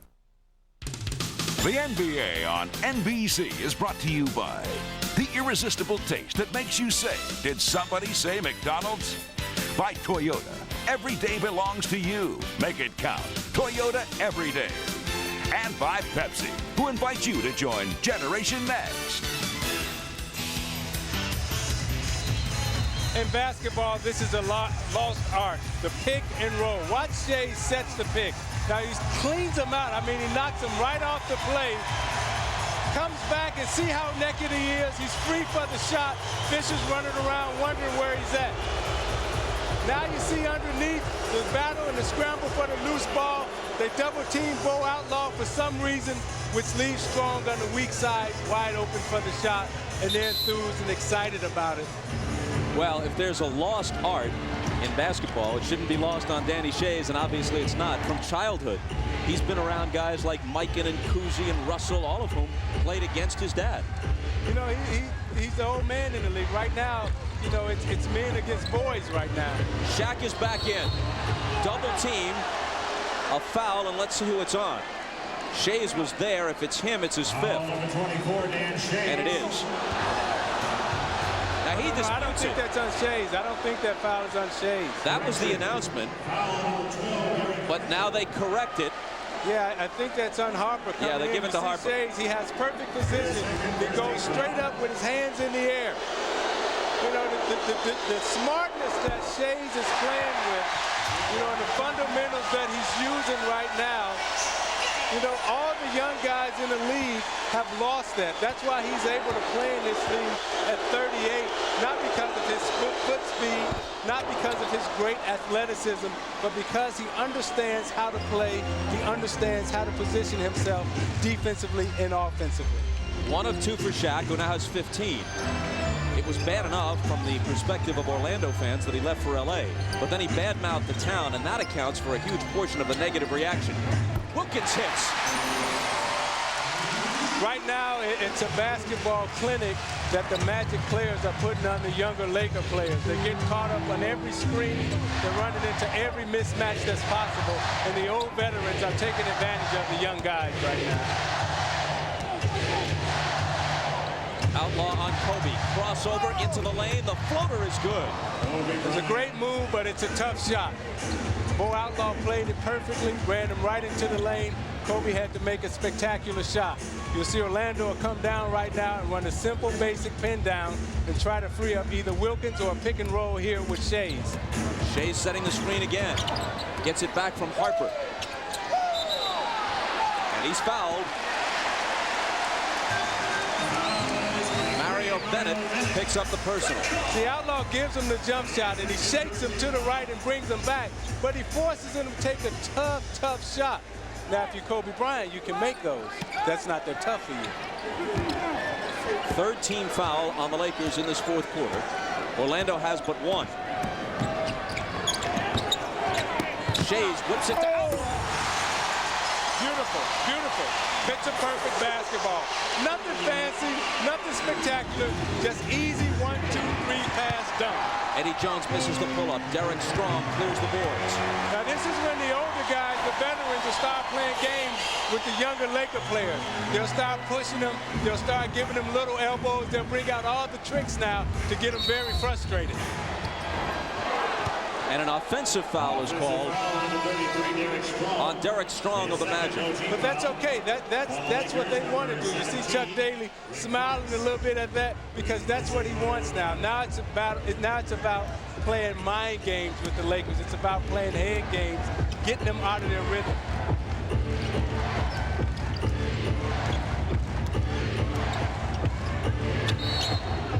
And another whistle as Shaq receives the pass. Foul number 24, everything will be contested from here. There'll be bumps, there'll be pushes, there'll be nudges. And this time, Shays does pick up his fifth. Shaquille O'Neal, after leaving here, referred to Orlando as a dried-up little pond. Criticized Nick Anderson, predicted that Penny Hardaway would follow him out the door and leave the Magic, and that may yet happen. Again, Bob, they were all young. They were all 21 years old that had great success. And when you're that age in this league, sometimes you're going to say some things or do some things that you don't mean. Shaq hits it, giving him 17. But, of course, regardless of why he said it, he did say it, and that squandered some goodwill for him here. Magic by 9. And now the steal by Kobe. Foot race with Derek Strong, and Bryant slams it home, and Strong very wisely pulled up, couldn't stop him. No sense wrapping him and risking a three-point play. That's a momentum breaker. Orlando would probably take a timeout here because they don't want the Lakers to get into a foot race in a speed game with them. Chuck wants to slow the momentum and keep it a half-court basketball game. You called that, and Daly calls the timeout. 7:17 to play in the game. After Kobe's steal and dunk, the Lakers are back to within 7. And we're back after this. You're watching the NBA on NBC.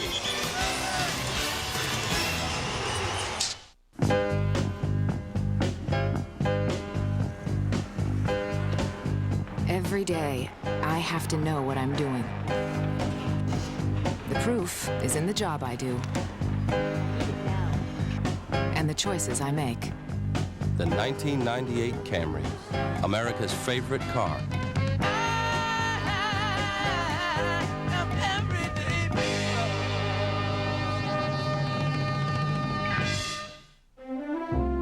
Let's start with the brewmaster for just a moment. The brewmaster is the chef, and that is the key brewmaster role, to understand the blending of his or her ingredients. Not only he or she tastes the beer every day, there's another person who tastes the beer every day, and that is me. The ability to have hands-on brewmasters working with the finest ingredients gives you Budweiser.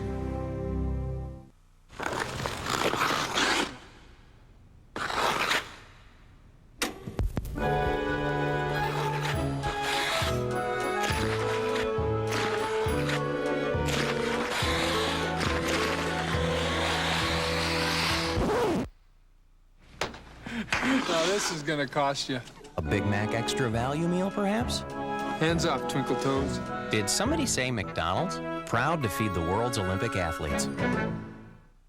Next Saturday at 2 Eastern, 3 Pacific, America's Track and Field Elite meet in Atlanta for the USA Indoor Track and Field Championships. Plus, next Saturday at 3 Eastern, noon Pacific, college basketball. It's a matchup of 2 of the Big East's premier players. Pat Garrity leads Notre Dame against Jamel Thomas and Providence. All next Saturday on NBC. Another doubleheader next week. As our coverage of the NBA on NBC continues, showtime at 12:30, followed by the Lakers and the Knicks, and then most of the country. First the Lakers and Knicks, most of the country gets the Jazz and the Rockets, some the Pistons and T-Wolves, others the Suns and the Sonics, starting at 12:30 Eastern next Sunday with NBA Showtime.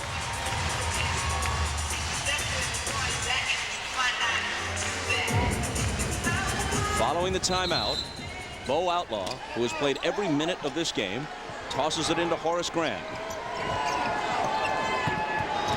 And moving in for the pickoff is Eddie Jones. Ahead to Rick Fox. Lakers looking to get back into it. Kobe to Shaq, and a foul is called. Man, a lot of whistles in this game. It's too deep under there. When he gets it that deep, your best chance is to foul him or get out of the way. Third team foul. So you talk about fouling Shaq all the time. You got Horace Grant picking up his 3rd foul. You got Shea sitting on the bench now with 5 fouls. This is where fouling Shaq sometimes is not such a good idea. Each team now with 3 team fouls in the quarter. Kobe against Outlaw. Tough off-balance shot, no good. Shaq is there. And he'll come to the free throw line. You know, some people were surprised when before this game, the Magic waived Yinka Dare, one of the 3 players they acquired in the Cycling deal with New Jersey. The other 2, David Benoit and Kevin Edwards are active but haven't played today. They waived Yinka Dare and added Spud Webb on a 10-day contract. On the jump ball, the Lakers have it. Fox misses, and Outlaw's there with his 14th rebound. Some people thought, regardless of what their long-term plan might have been for Yinka Dare, that to have him active for today's game would be a good move because it gives you 6 more fouls to use on Shaq. Yeah, but they don't have any guards. They don't have a point guard. The only one that they really have that's a true point guard is Derek Harper. So they brought in Spud Webb to replace Dare because they were going to need the guard strength today as opposed to the inside strength.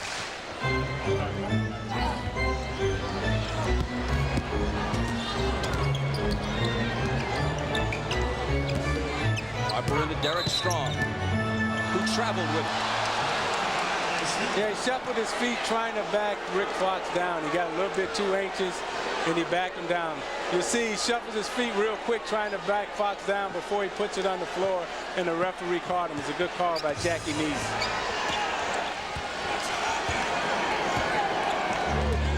Back from the Lakers, trailing by 7.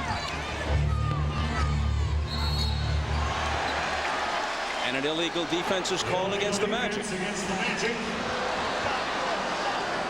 That's a technical foul. They had one earlier, so a technical will be taken here by the Lakers.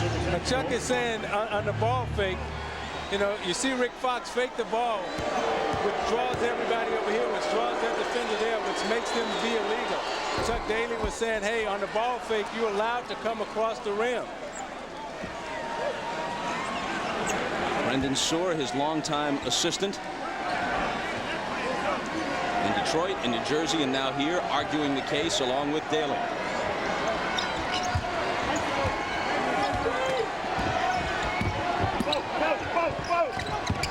O'Neal misses short. Grant with the rebound. See, that pass was too late. You know, Derek Fisher should have got that ball to him a lot sooner. When Shaq came off, he was open, brought him out of position with the pass. Outlaw up top to Nick Anderson. The 3 spins out. Fisher quickly back to Fox, all the way to the hoop. Rick Fox. And the Lakers are back within 4. Now Fisher made up for it that time because he hit Fox right in transition, hit him right in his rhythm so he could just take it right to the basket. LA on a 9-2 run right now. Outlaw swatted away by O'Neal into the hands of Anderson. To the left hand, no. Loose ball, Rick Fox. Streaking back, Eddie Jones. The Lakers are within 2, and Outlaw may have fouled him from behind. He did. They can cut it to 1. His 4th. 14th foul. You see, they're not going to double team Outlaw inside, but Shaq comes over weak side to help, blocks it out of there. And you see the Lakers where they're most dangerous at is in transition. Outlaw tries to reach in and knock it away and fouls Eddie Jones. He runs to the outside thinking that he can get a swipe at it, but Eddie puts it to the right hand and floats and dunks it. 3-point play for Eddie Jones. And the Lakers trail by only 1. Now, if you're Orlando, the last 5 minutes of the game, do you have enough offensive punch to keep up with the Lakers? Remember, the Lakers average 106 points a game. Do you have enough offense to keep up with the Lakers, or can you contain them defensively? Danny Shay's back in, playing with 5 fouls. Almost lost it, does lose it. Fisher has it. Bryant, a 3. The Lakers have the lead. The young legs are starting to kick in, and maybe the old guys are tiring down and wearing down a little bit. Chuck probably wants to give them a little rest right now. Daly, who was telling us yesterday that even if he doesn't have a contending team, and the Magic are not that, he loves the chess match. He just loves the dynamics of a basketball game, coaching it, trying to figure out how to get the most from your personnel. His team trails by 2. You're watching the NBA on NBC.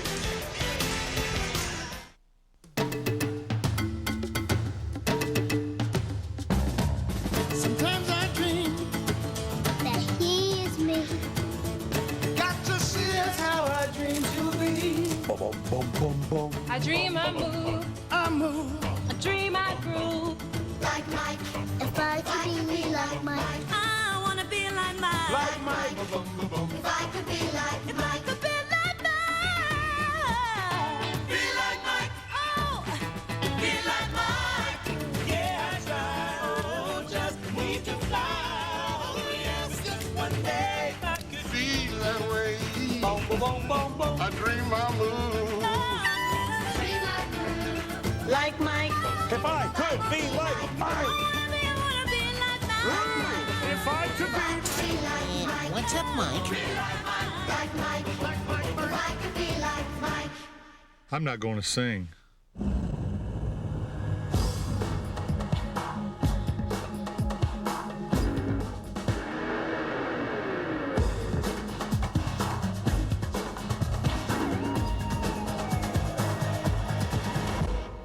The tallest mountain in North America is 20,320 feet. Cool.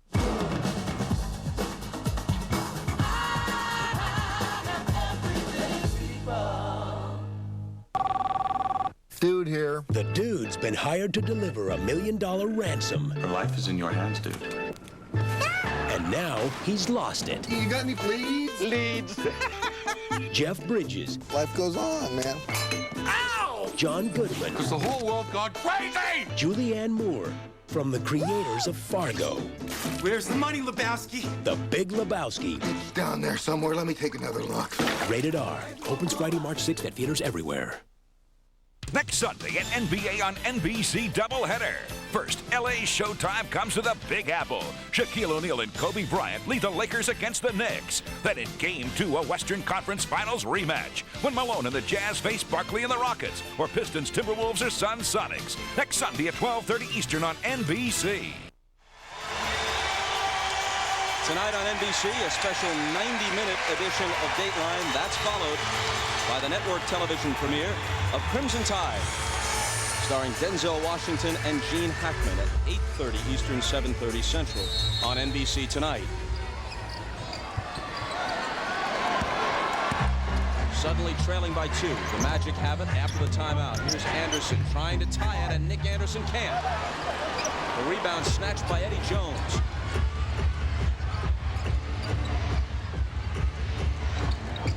Kobe Bryant.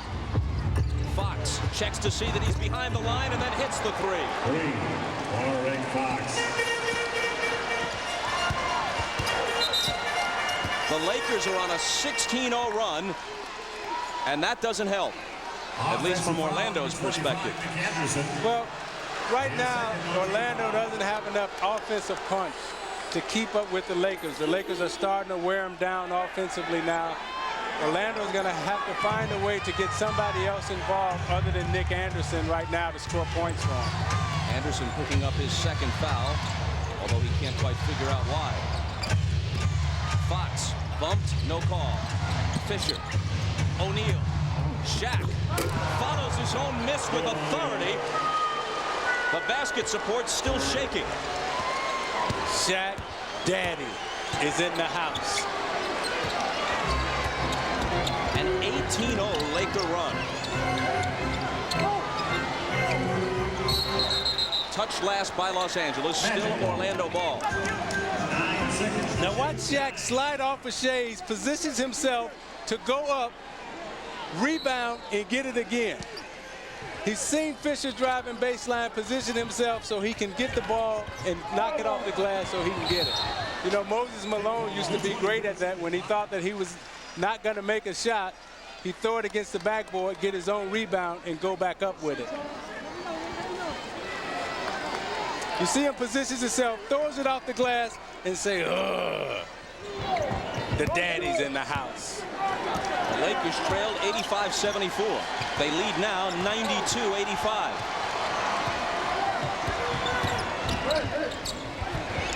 Shays, good look for Horace Grant, and it could be a three-point play. Well, that was the play that they had so much success with in the third quarter. They've gone back to it, the high pick and roll. You see Shays reads it, sees Horace Grant inside, seals him off, uses his left hand for the possible three-point play. This has been a foul-filled game. That was number 4 on Eddie Jones. completes the three-point play. Ending a long drought for the Magic and an 18-0 run for the Lakers.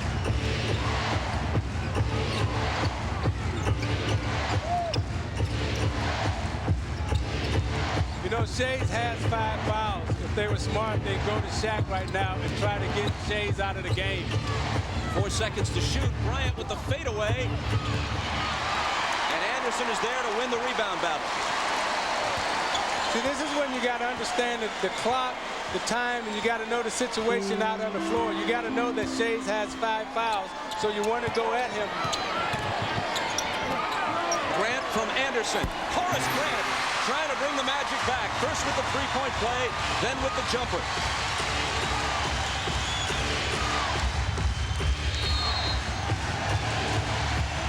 Timeout with 2:15 to play. We knew that Shaq's return would make this interesting. We didn't know how interesting it would be. With just over 2 minutes to go, the Lakers lead it by a basket. You're watching the NBA on NBC.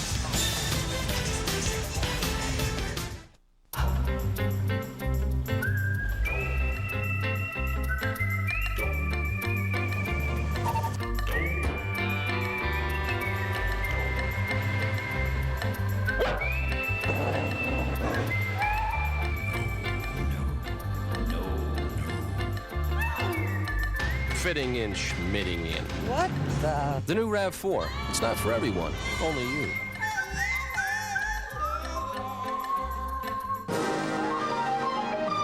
Rusty, it's a woodchuck and he's hurt. Rusty, it's up to you.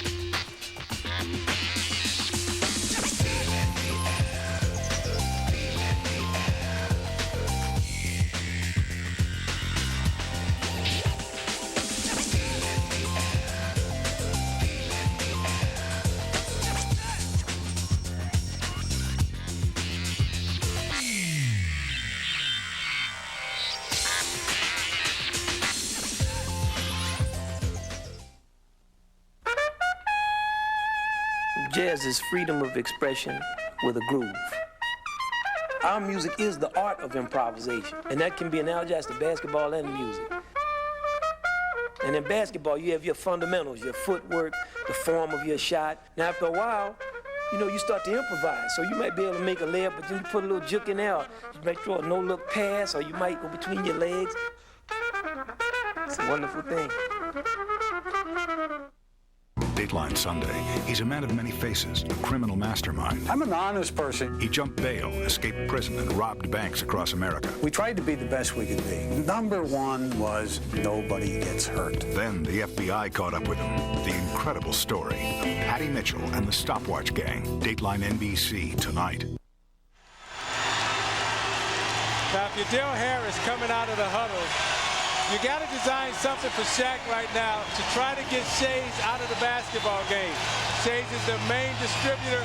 He's running everything through him. So you want to go at Shays right now and try to get him out of the basketball game or get to the foul line.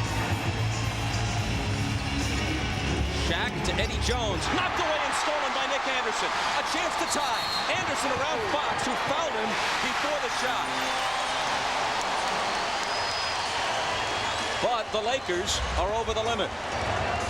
Nick told us early he likes the challenge of guarding the better offensive players. He strips Eddie Jones here on the spin move and takes it right to the basket. Nick Anderson is a great competitor. Free throws. The bugaboo for him in the past. Had a chance to tie. Misses the first one in and out. And he can only watch and root.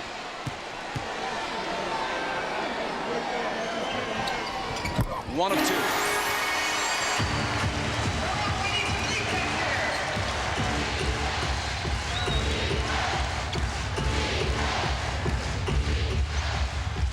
Exactly 2 minutes to play. The Lakers by 1.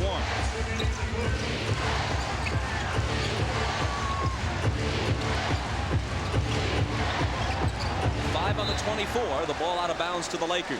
Shaq came across the lane from side to side, and he was open both times, but they didn't have anyone who can throw it inside. He's underneath, and he's wide open. They need to be able to get it in there. The Lakers ask for time with 1:50 to play. And we'll be back after these messages and a word from your local station.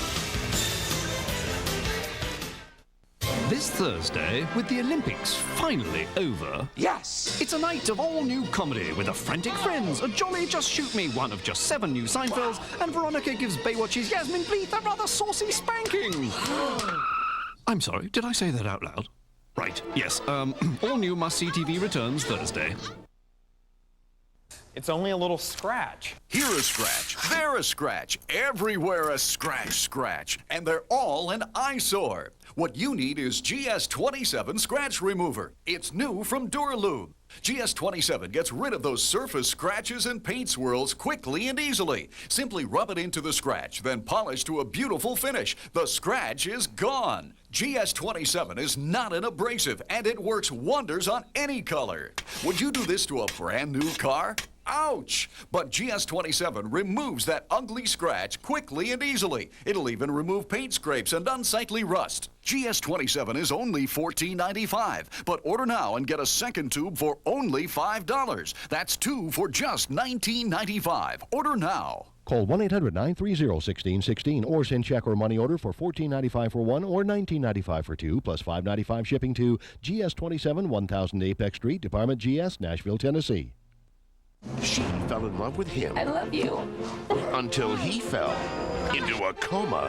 Who's she? She's his fiance. Then his brother fell in love with her. I was never envious of anything that you had till now. One woman in love with 2 men. You're cheating on a vegetable. For the first time on network television, Sandra Bullock. I didn't mean for this to happen. Bill Pullman. Welcome to the family. And Peter Gallagher. Will you marry me? In the romantic comedy everyone fell in love with While You Were Sleeping, Monday at 8/7 Central on NBC. You're watching NBC4. We're down to the latter stages of that chess match Chuck Daly was talking about. He and Del Harris, veteran coaches. The Lakers have 1 timeout left, no 20. Orlando has 2 plus a 20. Neither team has fouls to give. 5 on the shot clock for the Lakers with 1:50 on the game clock.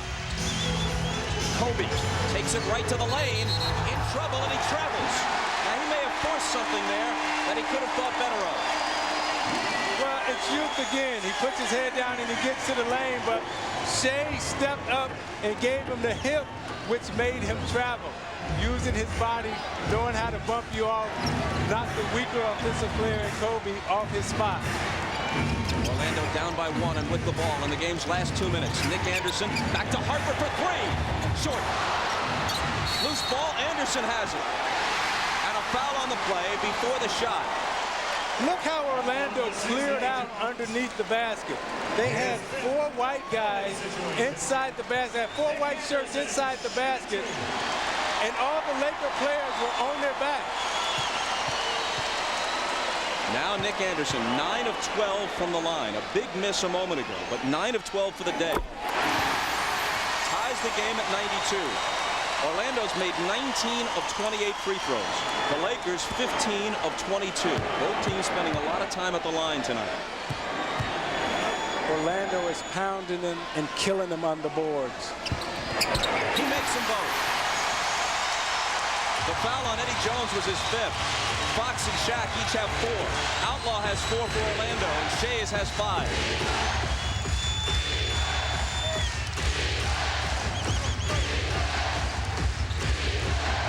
With a 3. And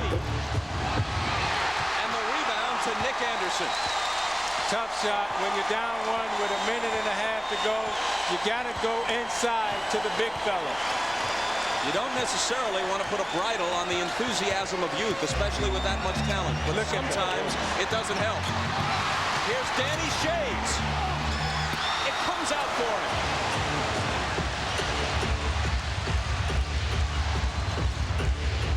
Kobe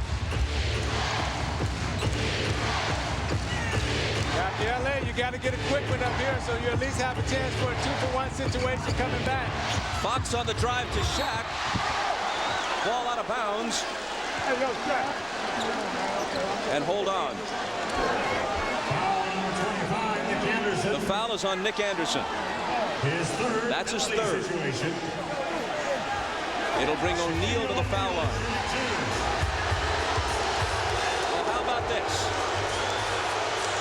If you wanted your drama at the arena, it's Shaq in the one area of real weakness in his game, a 49% free throw shooter.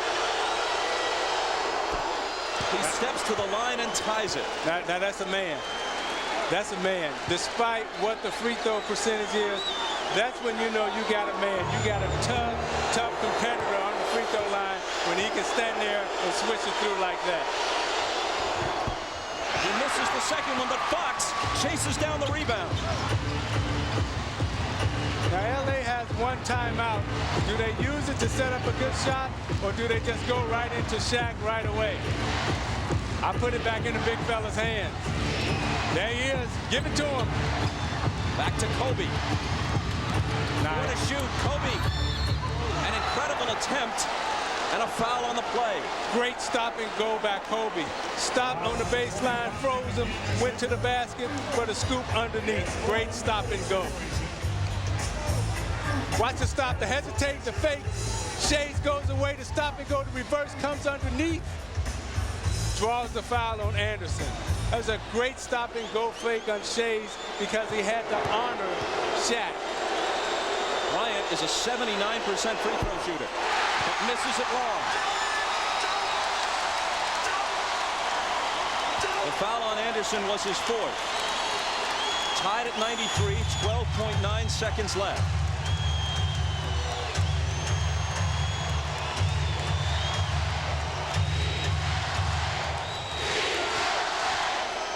Bryant for the lead.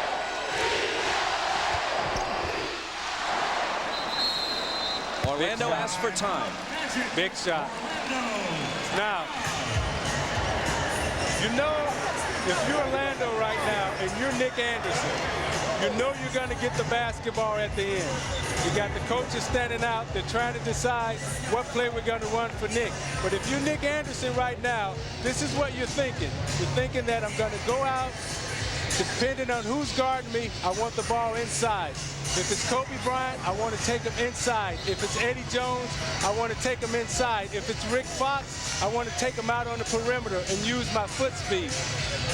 What Nick is running through in his mind right now is, do I take the post up? Do I take the J? He's sitting there and he's waiting. Defensively, you got Kobe, you got Eddie Jones, and they're thinking, okay, the ball's coming to Nick.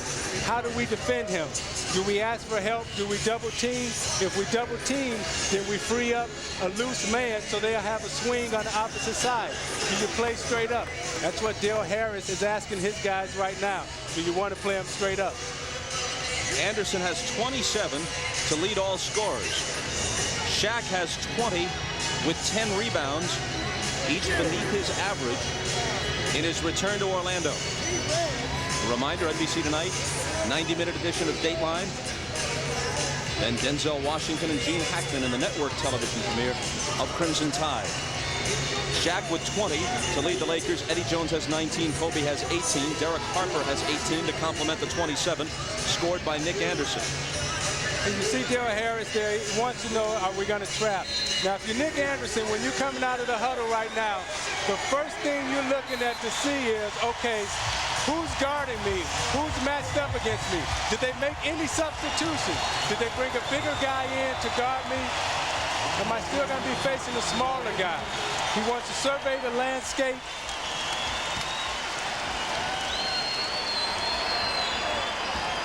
He's matched up against Eddie Jones right now. Nick Anderson will probably want to take him inside on the block. Outlaw to throw it in, and a delay of game warning on the Lakers. Now, knowing Chuck Daly the way I do, he probably called 2 plays in the huddle, just in case there was a delay of game. Harper has it. 10 seconds. Anderson right away. Hits the three with Jones's hand right in his face. He ran it perfectly. do, that's the thought process that you're going through when you're on the bench. He didn't hesitate. He seen that Eddie Jones was on him, came off the screen, squared it up, and dropped it.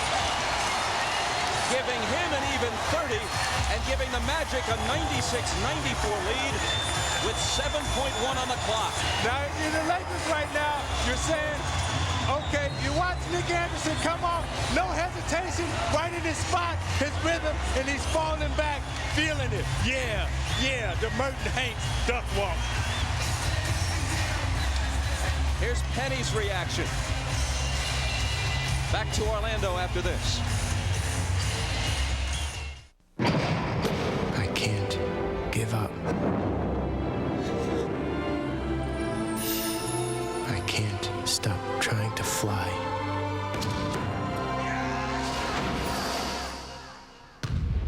I can't get down. Hello? Not going anywhere for a while? Grab a Snickers, because nothing handles your hunger better. Oh, hey, little man. Think you can run inside and tell somebody to get some... Hey! Hungry? Why wait? Section 13, row W. Join the game, sir. People come here, they're like guests in my home. I make sure they find the right seat, and I make sure they have a good time. I just love being here and the adrenaline, the hype, the excitement. That's what I love. I can't watch too much of the game because sometimes people try to sneak into the wrong seats, but they gotta go. You're out of here. I love basketball, so this is a perfect place to work. I have a great job. Tonight, the world holds its breath. If one man could start World War III, I'm the commander of this ship! can another man stop it? I'm assuming command. No! Oscar winners Denzel Washington and Gene Hackman. God help you if you're wrong. Hang on, everybody! God help us all. The network premiere of Crimson Tide, 8:30, 7:30 Central, NBC tonight. And Nick Anderson, understanding who's guarding him, runs off the screen, sets it up, and lines it up perfectly. And I think he's a little excited about making that shot with his Shaq and Merton Hanks imitation. Now, if you're LA right now, where do you go? You got to go to the big fella. I know they probably would try to foul him, but you got to get it in his hands underneath because this is a learning experience for him. If you're going to win championships in this league, you got to put the ball in your best player's hand, and he's got to learn how to make free throws in pressure situations. And here's a delay of game warning, perhaps predictably on Orlando, but why not just foul him before the shot and make him make a pair? Because Chuck Daly doesn't believe in that. All right, here we go. Jones into Shaq. 5 seconds. Fox. Look out. Jones for 3. It isn't there. Shays with the rebound, and Orlando defeats the Lakers. Go ahead and celebrate, Nick Anderson. 4 in a row for the Magic. 4 losses in their last 5 for the suddenly slumping Lakers, who have their next 5 on the road. And the Magic without Penny, and long since without Shaq, back over the 500 mark.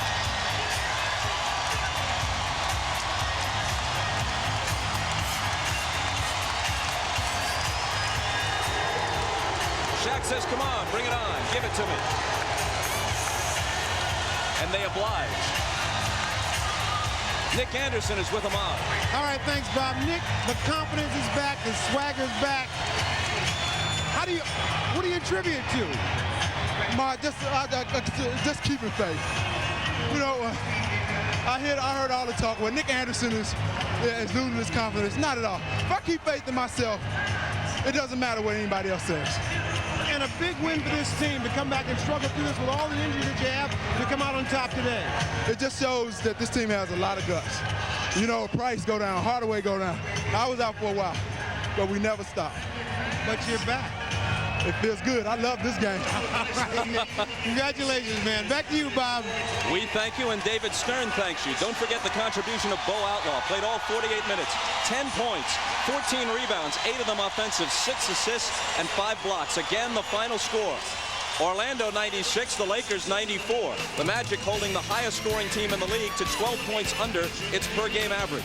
Coming up tonight on NBC, a special 90-minute Dateline starting at 7 Eastern, followed by the network television premiere of Crimson Tide with Denzel Washington and Gene Hackman. For Isaiah Thomas and Ahmad Rashad, this is Bob Costas saying so long from from the arena. And we say thank you to Mr. Stats, Elliott Kalb, and Jeff Sleeve, who assisted us courtside. Pretty good ball game, huh? You've been watching the NBA on NBC. See you next week, Zeke.